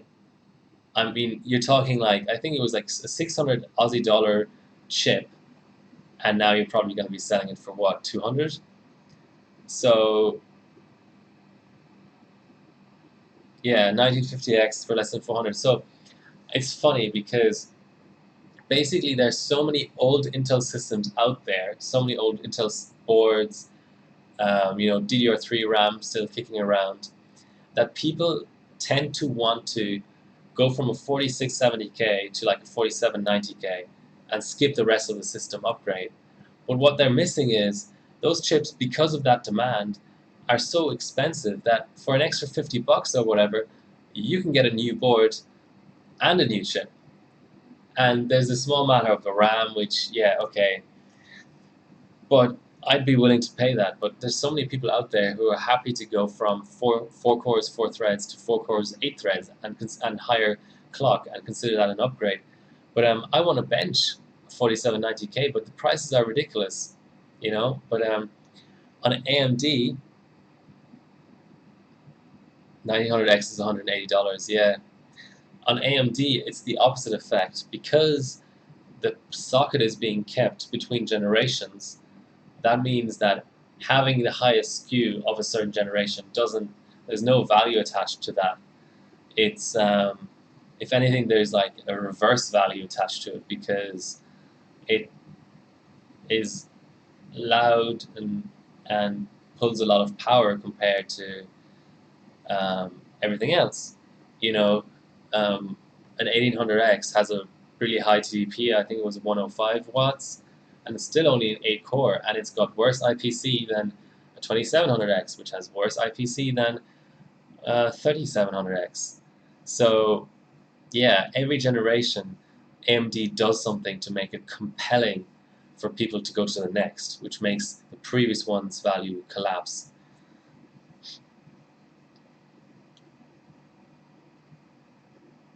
Yeah, that's smart. So, yeah, £250. Yeah, 6700 non-K, that's just a dead end because the only upgrade that you have left on that socket is the 6700K, which is the same number of threads. It just has whatever, higher base clock and it can overclock or whatever. Of course, you could do a mod to your motherboard and maybe throw an 8700K or a 9900K in there. But yeah, it's just you get so dead-ended inside of a platform. And now that DDR4 is getting cheaper and cheaper and cheaper, yeah, that is how it should be. You should have a socket stay, but Intel has been far too cushy for far too long that they think they can get away with everything. And to be honest, they can more or less get away with everything. Um, it's it's only really the Ryzen 3000 launch where I realized that AMD is back. I think AMD was back in a small way with Ryzen first gen, but Second gen didn't do too much for anyone. I mean, it was a great refresh. For a refresh, it did a lot, but not for people who weren't in the system yet.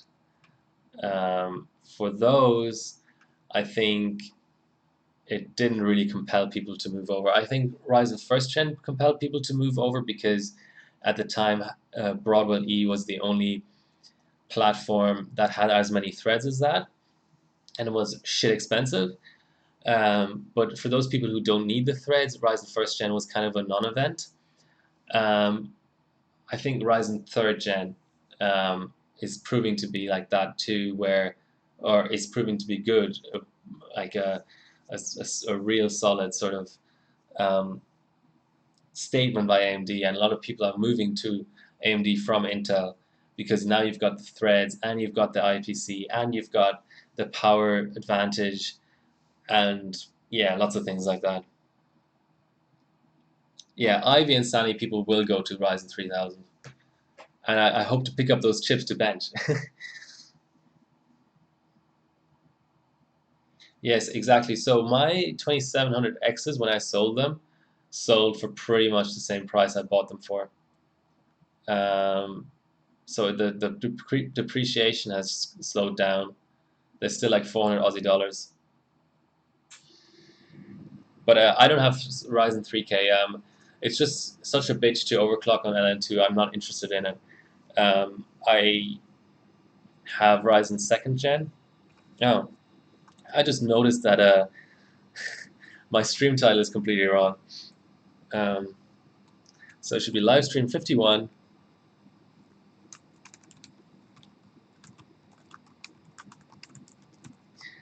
Okay, that's updated. I'll have to rename my VODs as well. Yeah, but I was sort of disappointed by Ryzen third gen, to be honest. I just was hoping for it to be a better benching platform. It is a kick-ass daily platform, but benching, nah, nope, just doesn't do it. It's got that code bug with the memory and stuff. I'd rather be back on something like this. This platform is legit, and this board is legit. Broadwell E, I have no interest in. It's still too expensive, and there's not many points for it on Hyperbot. Um, yeah, it's just not appealing. But Haswell E, the way it clocks memory on BDI, and yeah, it's just a really legit DDR4 platform.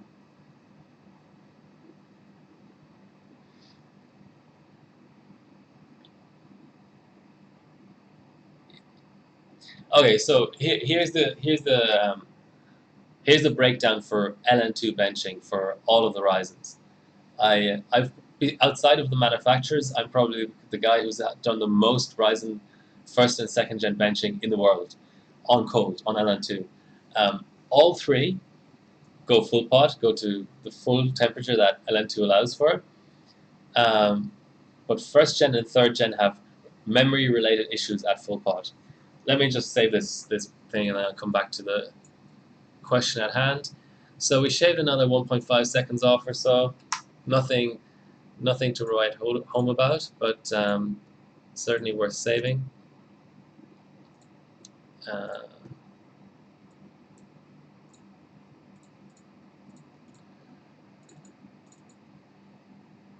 yeah, the quarter multipliers are insanely useful, and Intel is just stupid for not having them.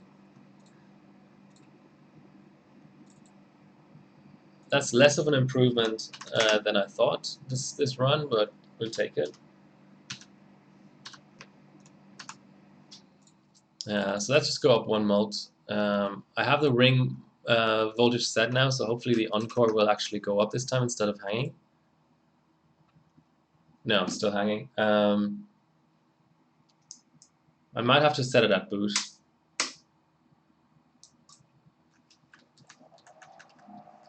So yeah, Ryzen first gen has the memory megahertz goes down on cold. Second gen full pots like amazing. it's almost like AM3. Third gen has that FCLK issue, and it has a cold boot bug. But I like Ryzen first gen. It's just it's the first thing I seriously overclocked, so I have fond memories.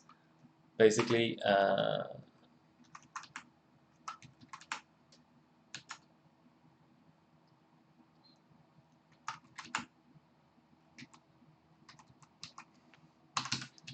go 1.4 at boot, and see if we can boot a high Encore. So what is it, 30? And also 30 Encore. Where's our Encore? I'm blind.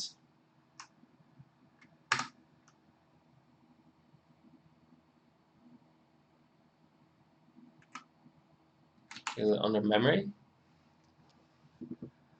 Where's our Encore?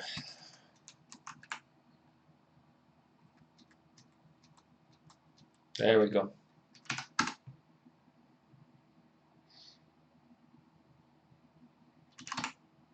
So 30. Okay, let's see if we can boot 32.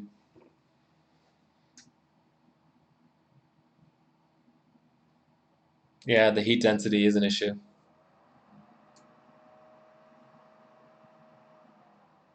Well, it's not an insta-fail. It might actually post.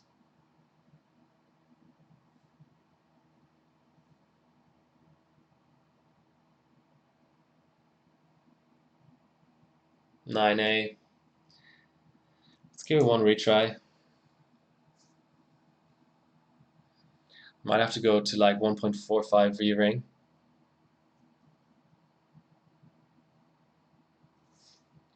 You have the top Geekbench score for Bristol Ridge because nobody overclocks Bristol Ridge. I'm sorry to say. I'm sure it's a good score, but yeah, not a very thoroughly benched platform, that's for sure.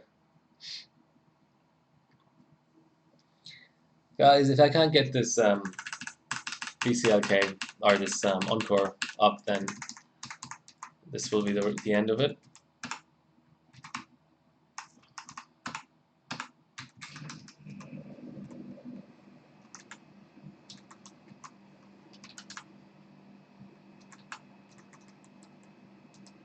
Okay, let's try booting 31 at 1.45.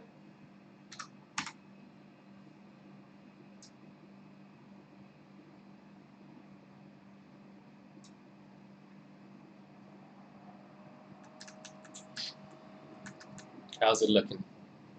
334F 70 62. That's better.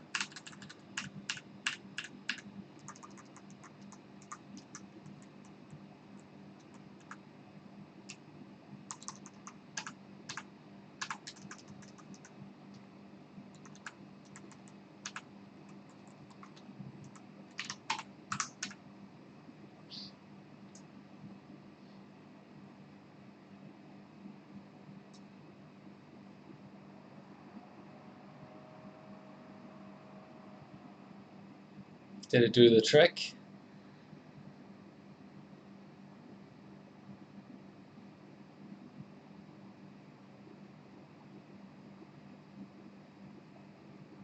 Okay, still 9A. Alright, that's the end of this session, guys. Thank you for watching, so many of you. It's definitely a pleasant surprise to get rated by Bullseye, as I'm still boot looping here in true extreme overclocking style. Never give up. I will get some food. I'm starving. It's 1:30 in the afternoon, and I had breakfast like way too long ago. But yeah, I'll put up the score. People can look at my profile and be interested. I'll also put up scores of whatever I achieve off stream later on after lunch. Yeah, if you want to keep up with me, just check out my Insta. That's the only social media platform I really put anything on. And then obviously Discord, which This link is probably expired, but it's just called the r/overclocking Discord, and there's the Reddit.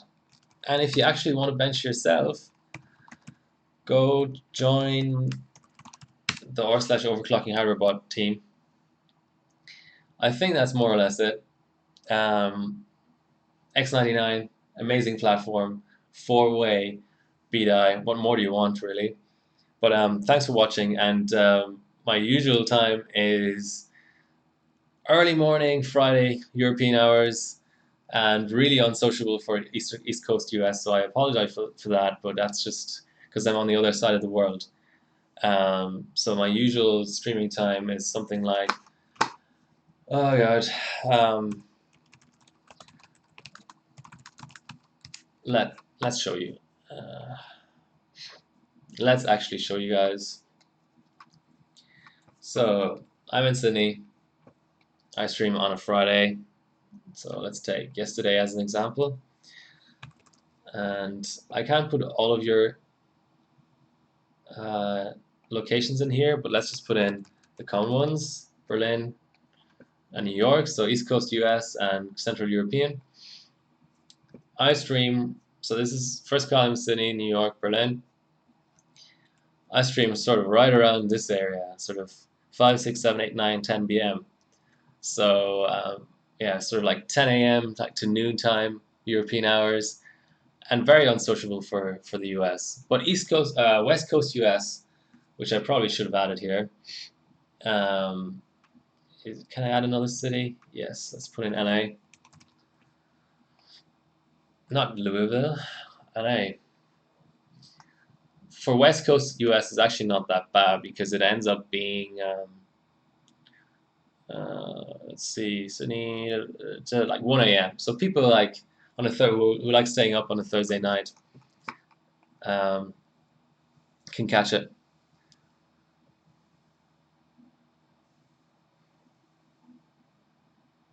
Yeah, also hard for Chile, for Samza. All right, that will actually do it. I've rambled on for long enough. Thanks for listening, and see you next time.